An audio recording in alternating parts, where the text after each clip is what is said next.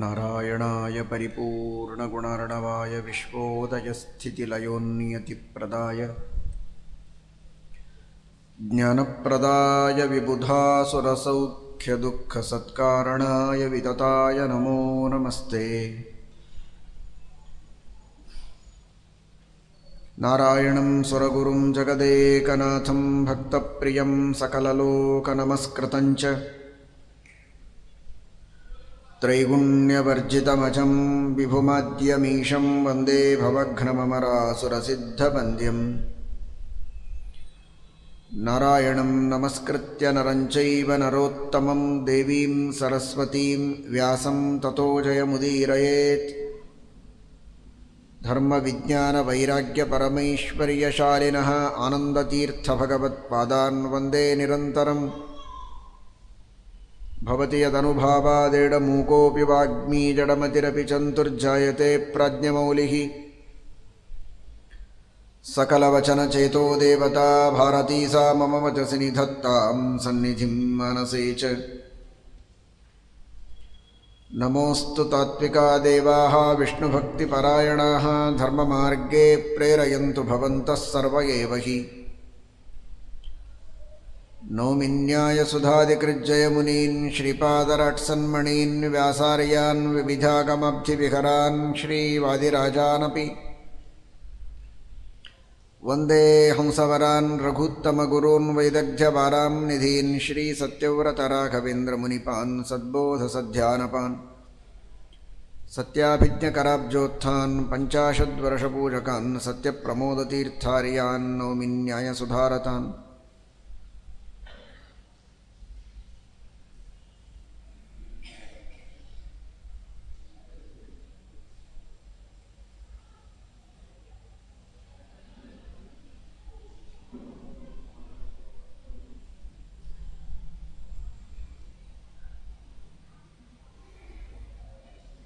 ಬೋಧ್ಯ ಎಂಬ ಋಷಿ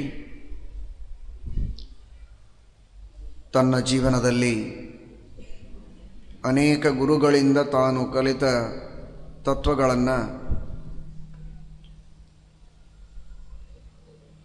ಯದುರಾಜನಿಗೆ ತಿಳಿಸ್ತಾ ಇದ್ದಾನೆ.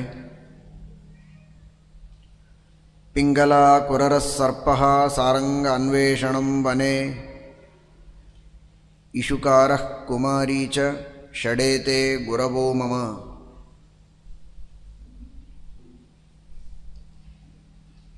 ಪಿಂಗಲ, ಕುರರ ಇವರಿಂದ ಕಲಿತ ತತ್ವಗಳನ್ನು ತಿಳಿದಿದ್ದೇವೆ. ಸರ್ಪ, ಹಾವು. ಸರ್ಪವನ್ನು ನೋಡಿ ನಾನೊಂದು ದೊಡ್ಡ ಪಾಠವನ್ನು ಕಲಿತೆ. ಸರ್ಪವನ್ನು ನೋಡಿ ಭಯಪಡುವುದೊಂದೇ ನಮಗೆ ಗೊತ್ತು. ಹೆದರಿ ಓಡಿ ಹೋಗುವವರು ಕೆಲವರು, ಹೊಡೆದು ಸಾಯಿಸುವವರು ಕೆಲವರು, ಹೊಡೆದು ಗಾಯ ಮಾಡಿ ಹಾಗೇ ಬಿಟ್ಟಿದ್ದರೆ ಮನೆಗೆ ತಂದು ರಕ್ಷಣೆ ಮಾಡಿ ಉಪಚಾರ ಮಾಡಿ ಮತ್ತೆ ಅದನ್ನು ಬಿಡುವ ದಯಾಳುಗಳು ಕೆಲವರು. ಆದರೆ ಸರ್ಪವನ್ನು ನೋಡಿದಾಗ ತನ್ನ ಜೀವನದಲ್ಲಿ ಒಂದು ದೊಡ್ಡ ವೈರಾಗ್ಯದ ಪಾಠವನ್ನು ಕಲಿಯುವಂತಹ ಜನ ಬಹಳ ವಿರಳ. ಬೋಧ್ಯ ಎಂಬ ಋಷಿ ಅಂತಹ ವೈರಾಗ್ಯವನ್ನು ಕಲಿತವರಲ್ಲಿ ಒಬ್ಬ ಶ್ರೇಷ್ಠನಾದಂತಹ ಜ್ಞಾನಿ. ನೋಡಿದನಂತೆ ಸರ್ಪ ವಾಸ ಮಾಡುವುದು ಎಲ್ಲಿ ಅಂತ. ಅರಣ್ಯದಲ್ಲಿಯೇ ಇವನ ವಾಸ. ಅರಣ್ಯದಲ್ಲಿರುವ ಬೋಧ್ಯನಿಗೆ ಅನೇಕ ಹುತ್ತುಗಳು ಕಂಡಿವೆ ಅಲ್ಲಲ್ಲಲ್ಲಿ. ಯಾವಾಗ ಈ ಹಾವುಗಳು ಈ ಹುತ್ತನ್ನು ಕಟ್ಟಿದ್ದು ಅಂತ ಆಲೋಚನೆ ಮಾಡಿದೆ. ನೋಡೋಣ, ಸ್ವಲ್ಪ ವಾಚ್ ಮಾಡ್ತಾ ಇರೋಣ. ಒಂದು ಕಡೆಗೆ ನೋಡಿದ, ಹುತ್ತು ತಯಾರಾಗ್ತಾ ಇತ್ತು. ಸ್ವಲ್ಪ ಹೊತ್ತಿನಲ್ಲಿ ಹುತ್ತು ತಯಾರಾಗಿದೆ. ಆದರೆ ತಯಾರು ಮಾಡಿದ್ದು ಹಾವಲ್ಲ, ಇರುವೆಗಳು. ಎಷ್ಟು ವಿಚಿತ್ರ ನೋಡಿ. ಪರಮಾತ್ಮನ ಅಚಿಂತ್ಯವಾದ ಶಕ್ತಿ, ಅದ್ಭುತವಾದ ಶಕ್ತಿ. ಧಿಯೋ ಯೋನಃ ಪ್ರಚೋದಯಾತ್. ಭಗವಂತ ಇಡೀ ಜಗತ್ತಿಗೆ ಎಷ್ಟು ವಿಚಿತ್ರವಾದ ರೀತಿಯಲ್ಲಿ ಬುದ್ಧಿಯ ಪ್ರಚೋದನೆಯನ್ನು ಮಾಡ್ತಾನೆ, ಅವರವರ ಯೋಗ್ಯತೆಗೆ ತಕ್ಕಂತೆ.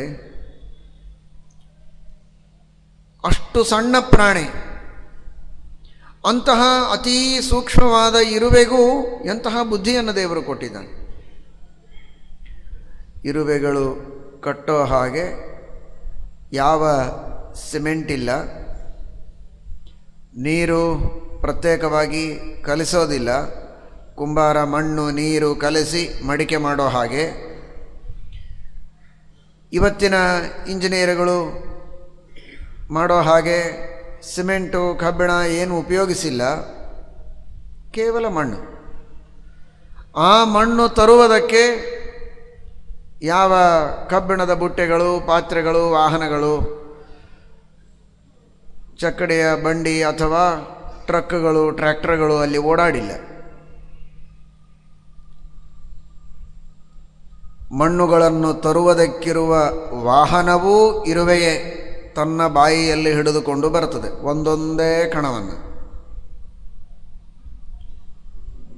ಆ ಮಣ್ಣಿನಲ್ಲಿಯೇ ಇರುವಂತಹ ಹಸಿ ಅದರ ಸಹಜ ಗುಣವನ್ನೇ ಬಳಸಿ ಆ ತೇವಾದ ಮಣ್ಣನ್ನು ಒಂದರ ಮೇಲೆ ಒಂದು ಜೋಡಿಸ್ತಾ ಹೋಗ್ತದೆ.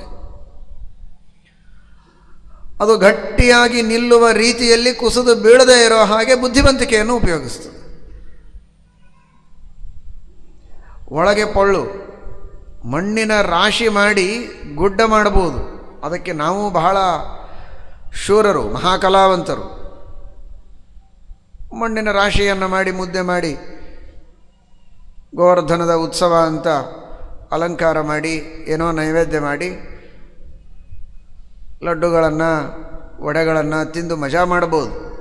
ಆದರೆ ಒಳಗೆ ಒಳ್ಳಾಗಿ ಅವಕಾಶ ಇರುವಂತೆ ವಾಸ ಮಾಡುವುದಕ್ಕೆ ಯೋಗ್ಯವಾಗುವ ರೀತಿಯಲ್ಲಿ ಒಳಗೆ ಅವಕಾಶ ಇಟ್ಟು ಹೊರಗೆ ಕಟ್ಟಬೇಕು. ಅಲ್ಲಲ್ಲಲ್ಲಿ ಓಡಾಡುವುದಕ್ಕೆ ಮಾರ್ಗಗಳು, ಗಾಳಿ ಆಡುವುದಕ್ಕೆ ಮಾರ್ಗ, ಇಷ್ಟೆಲ್ಲ ಮಾಡುವಂತಹ ಕಲೆಯನ್ನು ಇರುವೆಗಳಿಗೆ ಭಗವಂತ ಕೊಟ್ಟಿದ್ದಾನೆ. ಅವುಗಳೆಲ್ಲ ಮಾಡ್ತವೆ. ಮಾಡಿದ ಮೇಲೆ ಹಾವು ಹೋಗಿ ಒಳಗೆ ಕೂತು ಬಿಡುತ್ತೆ ಅಷ್ಟೆ. ಇದನ್ನು ನೋಡಿದ ಅವನು. ಇದರಲ್ಲಿ ನಾವು ಹಾವಿನಿಂದ ಪಾಠ ಕಲಿಯುವ ಮೊದಲು, ಹಾವಿಗಿಂತಲೂ ಮೊದಲಿಗೆ ಆ ಮನೆ ಕಟ್ಟಿದ ಇರುವೆಗಳಿಗೆ ಬುದ್ಧಿಯನ್ನು, ಆ ಕಲೆಯನ್ನು ನೀಡಿದ ಭಗವಂತನ ಚಿಂತನವನ್ನು ಮಾಡಿ ತೇನಮಃ ಕೌಶಲಾಯ ಅಂತ ಹೇಳಬೇಕು. ಏನು ಅಹಂಕಾರ ಅಲ್ವಾ? ನಾವು ಎಂತಹ ಇಂಜಿನಿಯರ್ಗಳು, ಭಾರಿ ಭಾರಿ ಮೇಧಾವಿಗಳು ಅಂತ ಅನೇಕ ಜನರಿಗೆ. ಇರುವೆ ನೋಡಿದರೆ, ಪಕ್ಷಿಗಳನ್ನು ನೋಡಿದರೆ ನಾಚಿಕೆ ಆಗ್ತದೆ. ಹುಲ್ಲಿನ ಕಡ್ಡಿಗಳಿಂದ ಕೆಲವು ಪಕ್ಷಿಗಳು ಗೂಡುಗಳನ್ನು ಕಟ್ತವೆ. ಎಷ್ಟು ಸುಂದರವಾದ ಗೂಡು! ಅದು ಹೀಗೇನೆ ಒಂದೊಂದೇ ಹುಲ್ಲು ಕಡ್ಡಿಯನ್ನು ತಂದು ತಂದು ಇಡುತ್ತೆ. ಹೇಗೆ ಪೋಣಿಸ್ತದೆ, ಹೇಗೆ ಜೋಡಿಸ್ತದೆ ಅಂದರೆ ಊಹೆ ಮಾಡಲಿಕ್ಕೆ ಸಾಧ್ಯ ಇಲ್ಲ. ಮನುಷ್ಯನಿಗೆ ಕೊಟ್ಟರೆ ಅಷ್ಟು ಚೆನ್ನಾಗಿ ಜೋಡಿಸ್ಲಿಕ್ಕೆ ಆಗೋದಿಲ್ಲ. ಅಷ್ಟು ಚೆನ್ನಾಗಿ ಜೋಡಿಸ್ತದೆ. ತಂಪಾಗಿರುತ್ತದೆ ಬೇಸಿಗೆಯಲ್ಲಿ, ಚಳಿಗಾಲ ಇದ್ದರೆ ಬೆಚ್ಚಗೆ ಇರುತ್ತದೆ, ಗಾಳಿ ಬರುತ್ತದೆ. ಒಳಗೆ ಹೋಗಿ ತಾನು ತನ್ನ ಮರಿಗಳನ್ನು ಇಟ್ಟು ಸುಖವಾಗಿ ವಾಸ ಮಾಡಬಹುದು. ಮರಿಗಳು ಕೂಡೋದಕ್ಕೆ ಸ್ಥಳ, ಅವುಗಳಿಗೇನು ಆತಂಕ ಆಗದೆ ಇರೋ ಹಾಗೆ ತನ್ನ ತತ್ತಿಗಳನ್ನು ಒಳಗಿಟ್ಟರೆ ಅವುಗಳು ಅಂಡ ಒಡೆದು ಹೊರಗೆ ಬಂದು ದೊಡ್ಡದಾಗಿ ಹಾರುವ ಶಕ್ತಿ ಬರೋವರೆಗೆ ಸುಖವಾಗಿ ಆ ಮನೆಯಲ್ಲಿ ವಾಸ ಮಾಡಬಹುದು. ಆ ರೀತಿ ಹುಲ್ಲುಗಳಿಂದ ಮನೆಗಳನ್ನು ಕಟ್ಟುತ್ತವೆ, ಅಲ್ಲಿ ತಮ್ಮ ಮರಿಗಳನ್ನು ಇಡುತ್ತವೆ.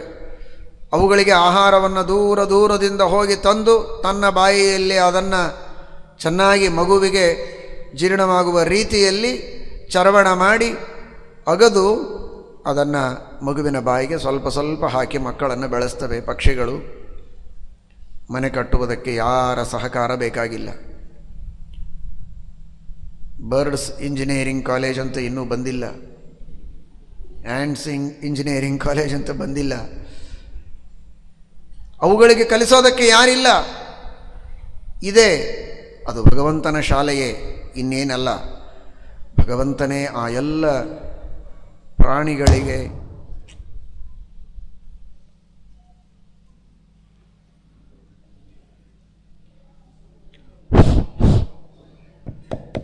ಆ ಎಲ್ಲ ಪ್ರಾಣಿಗಳಿಗೆ, ಪಶುಗಳಿಗೆ, ಪಕ್ಷಿಗಳಿಗೆ ಈ ತರಹದ ಬುದ್ಧಿಯನ್ನು ಕೊಟ್ಟು ಅವುಗಳಿಗೆ ಬದುಕುವುದಕ್ಕೆ ಒಂದು ದಾರಿಯನ್ನು ಮಾಡಿಕೊಟ್ಟಿದ್ದಾನೆ. ಇದನ್ನು ನೋಡಿದಾಗ ಮನುಷ್ಯನಿಗೆ ಸ್ವಲ್ಪ ಅಹಂಕಾರ ಕಡಿಮೆಯಾಗಬೇಕು. ಅನೇಕ ಕಾರಣಗಳಿಗೆ ಮನುಷ್ಯನಿಗೆ ಅಹಂಕಾರ ಇದೆ. ನಾನು ಮಾನವ, ಮಹಾಬುದ್ಧಿವಂತ, ಭಾರೀ ಕಲಾವಂತ, ಪ್ರಗತಿಶೀಲ ಅನ್ನುವ ಅನೇಕ ಅಹಂಕಾರಗಳಿವೆಯಲ್ಲ. ಪ್ರಗತಿ, ಜ್ಞಾನ ಇವುಗಳೆಲ್ಲ ಅತ್ಯಂತ ಸ್ತುತ್ಯವಾದದ್ದೇ ನಿಜ. ಆದರೆ ನನಗೆ ಸಮಾನ ಇನ್ನೊಬ್ಬರಿಲ್ಲ ಅಂತನ್ನುವ ದುರಹಂಕಾರ ಮಾತ್ರ ಇರಬಾರದು. ಇವುಗಳನ್ನು ನೋಡಿ ಆ ಭಗವಂತನ ಮಹಿಮೆಯನ್ನು ನಾವು ಚಿಂತಿಸಬೇಕು. ಅದನ್ನು ಚಿಂತಿಸಿದ ಬೋಧ್ಯ ಎರಡನೆಯದಾಗಿ, ಕಟ್ಟಿದ ಮನೆಯಲ್ಲಿ ಹಾವು ಬಂದು ವಾಸ ಮಾಡಿತು. ತನಗಿರೋ ಅಷ್ಟು ದಿವಸ ಇರಬೇಕು ಅನ್ನುವ ಅಪೇಕ್ಷೆ ಇದ್ದಷ್ಟು ದಿವಸ ಇತ್ತು, ಹೊರಗೆ ನಡೆದು ಹೋಯಿತು ಅಷ್ಟೆ. ಹಾಗಾದರೆ ನಾವು ಜೀವನದಲ್ಲಿ ಮನೆ ಕಟ್ಟುವುದಕ್ಕೆ ಯಾಕೆ ಬಹಳ ಕಷ್ಟಪಡಬೇಕು ಅಂತ ಇವನ ಆಲೋಚನೆ ಮಾಡಿದ. ಅದನ್ನು ನೋಡಿ ಅವತ್ತೇ ನಿರ್ಧಾರ ಮಾಡಿದ, ಮನೆ ಕಟ್ಟುವುದಕ್ಕೆ ನಾನು ಪ್ರಯತ್ನ ಮಾಡುವುದಿಲ್ಲ. ಯಾರೋ ಮಹಾಶಯರು ಕಟ್ಟಿರ್ತಾರೆ, ಎಲ್ಲರೂ ವಿರಕ್ತರಾಗಿ ಇವತ್ತೇ ಮೋಕ್ಷ ಮಾರ್ಗದಲ್ಲಿ ನಡೆಯುವವರಂತೂ ಅಲ್ಲ. ಕೆಲವರು ಇನ್ನೂ ಸಂಸಾರದಲ್ಲಿ ಆಸಕ್ತರು, ಅಥವಾ ಕೆಲವರು ಆಸಕ್ತಿ ಇಲ್ಲದಿದ್ದರೂ ಅನೇಕ ವಿರಕ್ತರಿಗೆ ಆಶ್ರಯವನ್ನು ನೀಡಬೇಕು ಅನ್ನುವುದಕ್ಕಾಗೇ ಧರ್ಮಶಾಲೆಗಳನ್ನು ಕಟ್ಟಿಸಿದವರು ಮಹಾನುಭಾವರು ಅನೇಕ ಜನ. ಅಂತಹ ವಿರಕ್ತರಿಗೆ ಉಪಕಾರ ಮಾಡುವ ಅಪೇಕ್ಷೆಯಿಂದ ಮನೆಗಳನ್ನು ಕಟ್ಟಿದ ಭಕ್ತರಾಗಿರಬಹುದು, ಅಥವಾ ತಾವು ತಮ್ಮ ಬದುಕಿಗಾಗಿ ಸಂಸಾರದಲ್ಲಿ ಆಸಕ್ತರಾಗಿದ್ದ ಜನರೂ ಆಗಿರಬಹುದು. ಅಂಥವರ ಮನೆಯಲ್ಲಿ ಎಲ್ಲಿಯೋ ಒಂದು ಕಡೆಗೆ ವಾಸ ಮಾಡಿ 4 ದಿನ ಕಳೆದು ಬಿಟ್ಟರೆ ಒಂದು ದಿವಸ ಕಣ್ಣು ಮುಚ್ಚುವ ದಿನಗಳು ಬರ್ತದೆ. ಈ ಲೋಕವನ್ನು ಬಿಟ್ಟು ನಡೆದರೆ ಸಾಕು. ಯಾವುದು ಮುಖ್ಯವಾದ ಕಾರ್ಯ ಅದಕ್ಕಾಗಿ ಸಮಯ ಇರಬೇಕು. ಹೇಗೆ ಇವತ್ತಿನ ಜೀವನದಲ್ಲಿ ಹಣ ಗಳಿಸುವುದು ಮನುಷ್ಯನಿಗೆ ಎಷ್ಟರ ಮಟ್ಟಿಗೆ ಉದ್ದೇಶವಾಗಿದೆ ಅಂದರೆ, ಯಾಕೆ ನಾನು ಹಣ ಗಳಿಸಬೇಕು ಅನ್ನುವ ಆಲೋಚನೆ ಮಾಡುವುದಕ್ಕೂ ಸಮಯವಿಲ್ಲದಷ್ಟು ಹಣ ಗಳಿಸುವುದರಲ್ಲಿ ತೊಡಗಿರುತ್ತಾನೆ. ಬೆಳಗ್ಗೆಯಿಂದ ರಾತ್ರಿಯವರೆಗೆ 360 ದಿವಸ ಕೇವಲ ಅದೇ ಚಿಂತೆ, ಅದೇ ನೋಟ, ಅದೇ ಓಟ. ಆದರೆ ಇಷ್ಟೆಲ್ಲ ಮಾಡಿ ಹಣ ಗಳಿಸಿ ಕೊನೆಗೆ ನೆಮ್ಮದಿಯಿಂದ ಸುಖವಾಗಿ ಮನೆಯಲ್ಲಿ ನಗನಗತಾ ಇರಬೇಕಲ್ವ, ಅದಕ್ಕೆ ಸಮಯ ಇರೋದಿಲ್ಲ. ಮಕ್ಕಳೆಲ್ಲ ಏಳುವುದರೊಳಗೆ ಹೊರಡ್ತಾನೆ, ಮಲಗಿದ ಮೇಲೆ ಬರ್ತಾನೆ. ಮಕ್ಕಳಿಗೆ ತಂದೆ ತಾಯಿಗಳ ಪರಿಚಯವೂ ಇರೋದಿಲ್ಲ. ಈಗಂತಲೂ ಇಬ್ಬರೂ ಕೆಲಸ ಮಾಡ್ತಾರೆ, ಇಬ್ಬರ ಪರಿಚಯವೂ ಇರೋದಿಲ್ಲ. ಕೆಲವು ದೊಡ್ಡ ದೊಡ್ಡ ಊರುಗಳಲ್ಲಿ ಕೇಳಿದರಂತೆ, ಯಾಕೋ ಬಹಳ ದಿವಸ ಆಯಿತು ಆ ಸಂಡೇ ಅಂಕಲ್ ಇನ್ನೂ ಬಂದಿಲ್ಲ ಅಂತಂದರೆ, ಅಪ್ಪನಿಗೆ ಸಂಡೇ ಅಂಕಲ್ ಅಂತ ಹೆಸರಿಟ್ಟಿದ್ರು. ಭಾನುವಾರ ಮಾತ್ರ ಭೇಟಿ. ಅದು ಹಳೆಯ ಸುದ್ದಿ. ತಾಯಿಗೆ ಮಗು ಕೇಳಿದ ಪ್ರಶ್ನೆ ಇದು, ಸಂಡೇ ಅಂಕಲ್ ಯಾಕೆ ಬಂದಿಲ್ಲ ಅಂತ. ಆದರೆ ಈಗ ಕೇಳಲಿಕ್ಕೆ ತಾಯಿನೂ ಇರೋದಿಲ್ಲ. ಸಂಡೇ ಆಂಟಿ, ಸಂಡೇ ಅಂಕಲ್ ಆಗಬೇಕು. ಈ ಪರಿಸ್ಥಿತಿ ಬಂದು ಹೋಗಿದೆ. ಎಲ್ಲಿಯೋ ಮಕ್ಕಳನ್ನು ಬೆಳೆಸಿ ತಂದೆ ತಾಯಿಗಳಿಬ್ಬರೂ ಕೂಡ ಮಕ್ಕಳ ಜೊತೆಗೆ ಸುಖವಾಗಿ ಕಾಲ ಕಳೆದು ಮಕ್ಕಳಿಗೆ ಒಳ್ಳೆಯ ಸಂಸ್ಕಾರಗಳನ್ನು ನೀಡಿ ನೈತಿಕವಾಗಿ, ಧಾರ್ಮಿಕವಾಗಿ, ಶೈಕ್ಷಣಿಕವಾಗಿ ಎಲ್ಲ ರೀತಿಯಿಂದಲೂ ಅವರನ್ನು ಉತ್ತಮವಾಗಿ ಬೆಳೆಸುವುದಕ್ಕೆ ತಮ್ಮ ಗಮನವನ್ನು ಹರಿಸುವುದಕ್ಕಾಗ್ತಾ ಇಲ್ಲ. ಅದು ಜೀವನದ ಪ್ರಧಾನವಾದ ಘಟ್ಟ. ಆದರೆ ಆ ಕಡೆಗೆ ಗಮನ ಹೋಗ್ತಾ ಇಲ್ಲ.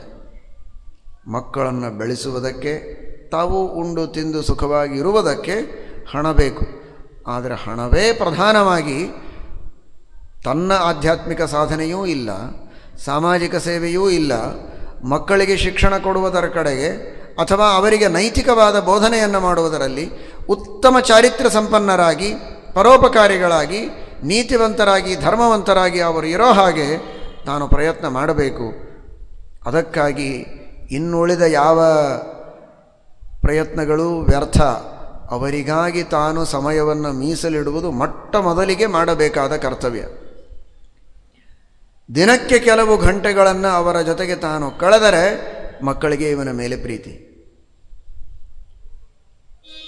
ಇವನಿಗೆ ಮಕ್ಕಳ ಮೇಲೆ, ಮಕ್ಕಳಿಗೆ ಇವರ ಮೇಲೆ ಪರಸ್ಪರವಾದ ಪ್ರೀತಿ ಬೆಳೆದಾಗ ಆ ಪ್ರೀತಿಯ ಪಾಶದಲ್ಲಿ ಅವರನ್ನು ಹಿಡಿದು ಸನ್ಮಾರ್ಗವನ್ನು ಉಪದೇಶ ಮಾಡುವುದಕ್ಕೆ ಸಾಧ್ಯ ಇದೆ. ಅದಾಗ್ತಾ ಇಲ್ಲ ಇವತ್ತು. ದೊಡ್ಡದಾದ ದುರಂತ. ಒಬ್ಬರಿಗೊಬ್ಬರಿಗೆ ಭೇಟಿ ಇಲ್ಲ, ವ್ಯವಹಾರಕ್ಕೆ ಮಾತ್ರ ಭೇಟಿ. ಇನ್ನುಳಿದ ಹೊತ್ತೆಲ್ಲ ಹೊರಗೆ ತಿರುಗುವುದು ಹಣಕ್ಕಾಗಿ. ಮನೆಗೆ ಬಂದರೂ ಟಿ ವಿ ನೋಡ್ತಾ ಕೂಡುವುದು. ಟಿ ವಿಯ ಮೇಲೆ ಎಲ್ಲರಿಗೂ ಪ್ರೀತಿ. ಆದರೆ ಪರಸ್ಪರವಾಗಿ ಮಾತುಗಳು, ಉತ್ತಮವಾದ ಆದರ್ಶಗಳ ಉಪದೇಶಗಳು ಇಲ್ಲದೆ ಬಹಳ ದೊಡ್ಡದಾದಂತಹ ಕೊರತೆ ಇವತ್ತಿನ ಕೌಟುಂಬಿಕ ಜೀವನದಲ್ಲಿ ನಾವೆಲ್ಲ ಕಾಣ್ತಾ ಇದ್ದೇವೆ. ಆ ತರಹದ ಕೊರತೆಯಾಗಬಾರದು. ಹಾಗೆ ಯಾವುದಕ್ಕಾಗಿ ಹಣ ಸಂಪಾದನೆ ಮಾಡ್ತೇನೆ ಅನ್ನುವುದನ್ನೇ ಮರೆತು ಹಣ ಸಂಪಾದನೆಯೊಳಗೆ ಜೀವನವನ್ನು ಕಳೆದ ಹಾಗೆ, ಮನೆ ಕಟ್ಟೋದು ಯಾವುದಕ್ಕಾಗಿ, ಈ ಜೀವನದಲ್ಲಿ ನಾವು ಬಂದದ್ದು ಯಾವುದಕ್ಕಾಗಿ, ಅದನ್ನೇ ಮರೆತಿದ್ದೇವೆ. ನಾವು ಬಂದದ್ದು ಬರೀ ಮನೆ ಕಟ್ಟಿ ಸುಖವಾಗಿ ಇದ್ದು ಒಂದು ದಿವಸ ಸಾಯೋದಕ್ಕಾಗಿ ಅಲ್ಲ. ನಾವು ಬಂದದ್ದು ನಮ್ಮ ಸಾಧನೆ ಮಾಡಿಕೊಳ್ಳುವುದಕ್ಕೆ, ಮತ್ತೆ ಮತ್ತೆ ಇಲ್ಲಿ ಬರಬಾರದು ಅನ್ನೋದಕ್ಕಾಗಿ ಇಲ್ಲಿ ಬಂದಿದ್ದೇವೆ. ಈ ಮಾನವ ಜನ್ಮದಲ್ಲಿ ನಾವು ಸಾಧನೆಯನ್ನು ಮಾಡಿಕೊಂಡು ಭಗವಂತನ ಚಿಂತನವನ್ನು ಮಾಡಿ, ಧರ್ಮದ ಆಚರಣೆಯನ್ನು ಮಾಡಿ, ಜ್ಞಾನವನ್ನು ಪಡೆದು ದೇವರ ಪೂರ್ಣವಾದ ಅನುಗ್ರಹವನ್ನು ಸಂಪಾದನೆ ಮಾಡಿ, ಈ ತರಹದ ಜನ್ಮ ಮರಣಗಳ ಚಕ್ರದಿಂದ, ಸುಖ ದುಃಖಗಳ ಚಕ್ರದಿಂದ ದೂರವಾಗಿ ನಿತ್ಯವಾದ ಸುಖವನ್ನು ಪಡೆಯಬೇಕು, ಭಗವಂತನ ಪಾದಗಳನ್ನು ಸೇರಬೇಕು, ಆ ಪರಮಾನಂದವನ್ನು ಹೊಂದಬೇಕು ಅನ್ನುವ ಪ್ರಧಾನ ಗುರಿ ನಮ್ಮದು. ಆದರೆ ಅದಕ್ಕಾಗಿ ಬದುಕುವುದು ಅವಶ್ಯಕ. ಬದುಕುವುದಕ್ಕೆ ಊಟ ಮಾಡೋದು ಅವಶ್ಯಕ. ಊಟಕ್ಕಾಗಿ ಹಣ ಬೇಕು, ಇರುವುದಕ್ಕೊಂದು ನೆಲೆ ಬೇಕು ಅನ್ನುವುದಕ್ಕಾಗಿ ನೆಲೆ ಹಾಗೂ ಹಣ ಇವುಗಳೆರಡೂ ನಮಗೆ ಬೇಕು ನಿಜ. ಆದರೆ ಒಂದು ನೆಲೆ ಮಾಡುವುದಕ್ಕೇನೆ ಇಡೀ ಜೀವನ ವ್ಯರ್ಥ ಮಾಡಿದರೆ ನಾನು ಬಂದದ್ದು ಯಾಕೆ ಎನ್ನುವುದನ್ನು ಮರೆತಾಗಿ, ಬೆಳಗ್ಗೆಯಿಂದ ರಾತ್ರಿಯವರೆಗೆ ಬರೀ ಅಂಗಡಿಗಳಿಗೆ ತಿರುಗಾಡಿ ನಾನಾ ತರಹದ ಹಣ್ಣುಗಳು, ಬೇರೆ ಬೇರೆ ತರಹದ ತಿಂಡಿ ತಿನಿಸುಗಳು, ಅವುಗಳನ್ನು ತರಬೇಕು ಅಂತ ಹುಡುಕಿ ಎಲ್ಲೆಲ್ಲಿಯೋ ಹೋಗಿ ತಂದು ರಾತ್ರಿ 12-1 ಗಂಟೆಯವರೆಗೆ ತಂದು ತಿನ್ನಲಿಕ್ಕೂ ಸಮಯ ಇಲ್ಲದೆ ಸುಸ್ತಾಗಿ ಮಲಗಿದರೆ ಹುಚ್ಚ ಅನ್ನೋದಿಲ್ವ ಅವನನ್ನು? ಇಷ್ಟು ಕಷ್ಟಪಟ್ಟು ಬೆಳಗ್ಗೆಯಿಂದ ರಾತ್ರಿಯವರೆಗೆ ತಿರುಗಿದ್ದು ಯಾಕೆ? ಆ ಎಲ್ಲ ತಿಂಡಿಗಳನ್ನು ತಂದು ತಿಂದು ಆನಂದ ಪಡಬೇಕು ಅಂತ. ಆದರೆ ತಿಂದದ್ದಾಯ್ತಾ? ಇಲ್ಲ. ತರುವುದರೊಳಗೆ ರಾತ್ರಿ ಆಯಿತು, ಮಲಗಿದೆ ಸುಸ್ತಾಗಿ. ಹಾಗಾಗಿದೆ ನಮ್ಮ ಪರಿಸ್ಥಿತಿ.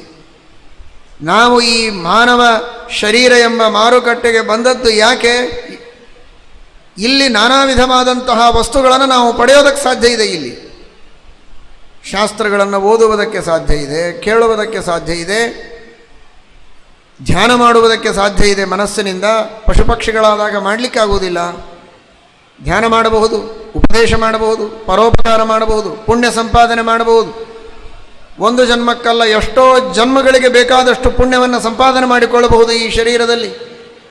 ಇಷ್ಟೆಲ್ಲ ಸಾಧನೆ ಮಾಡುವುದಕ್ಕೆ ಅವಕಾಶ ಇದೆ. ಅದಕ್ಕೋಸ್ಕರ ನಾವು ಬದುಕಬೇಕು.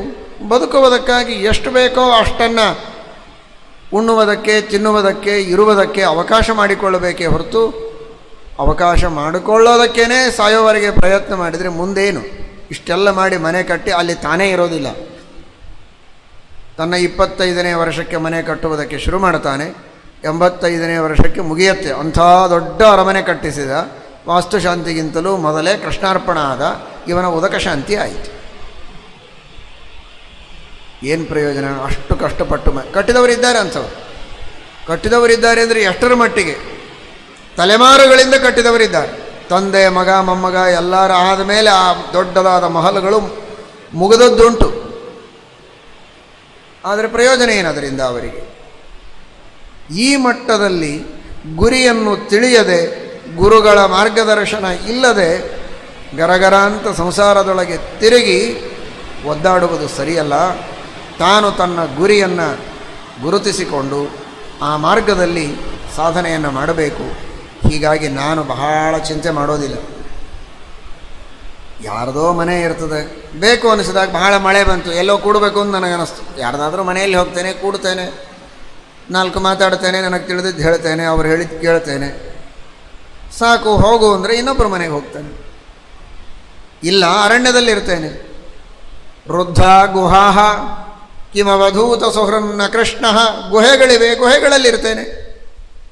ಎಲ್ಲಿ ಬೇಕೋ ಅಲ್ಲಿ ವಾಸ ಮಾಡುತ್ತೇನೆ. ಇಂಥಲ್ಲಿಯೇ ವಾಸ ಮಾಡಬೇಕು ಅಂತಿದ್ರೆ ಮತ್ತೆ ಆ ಗುಹೆ ಮೇಲೆ ಬಹಳ ಅಭಿಮಾನ ಬಂದರೆ ಏನು ಪ್ರಯೋಜನ?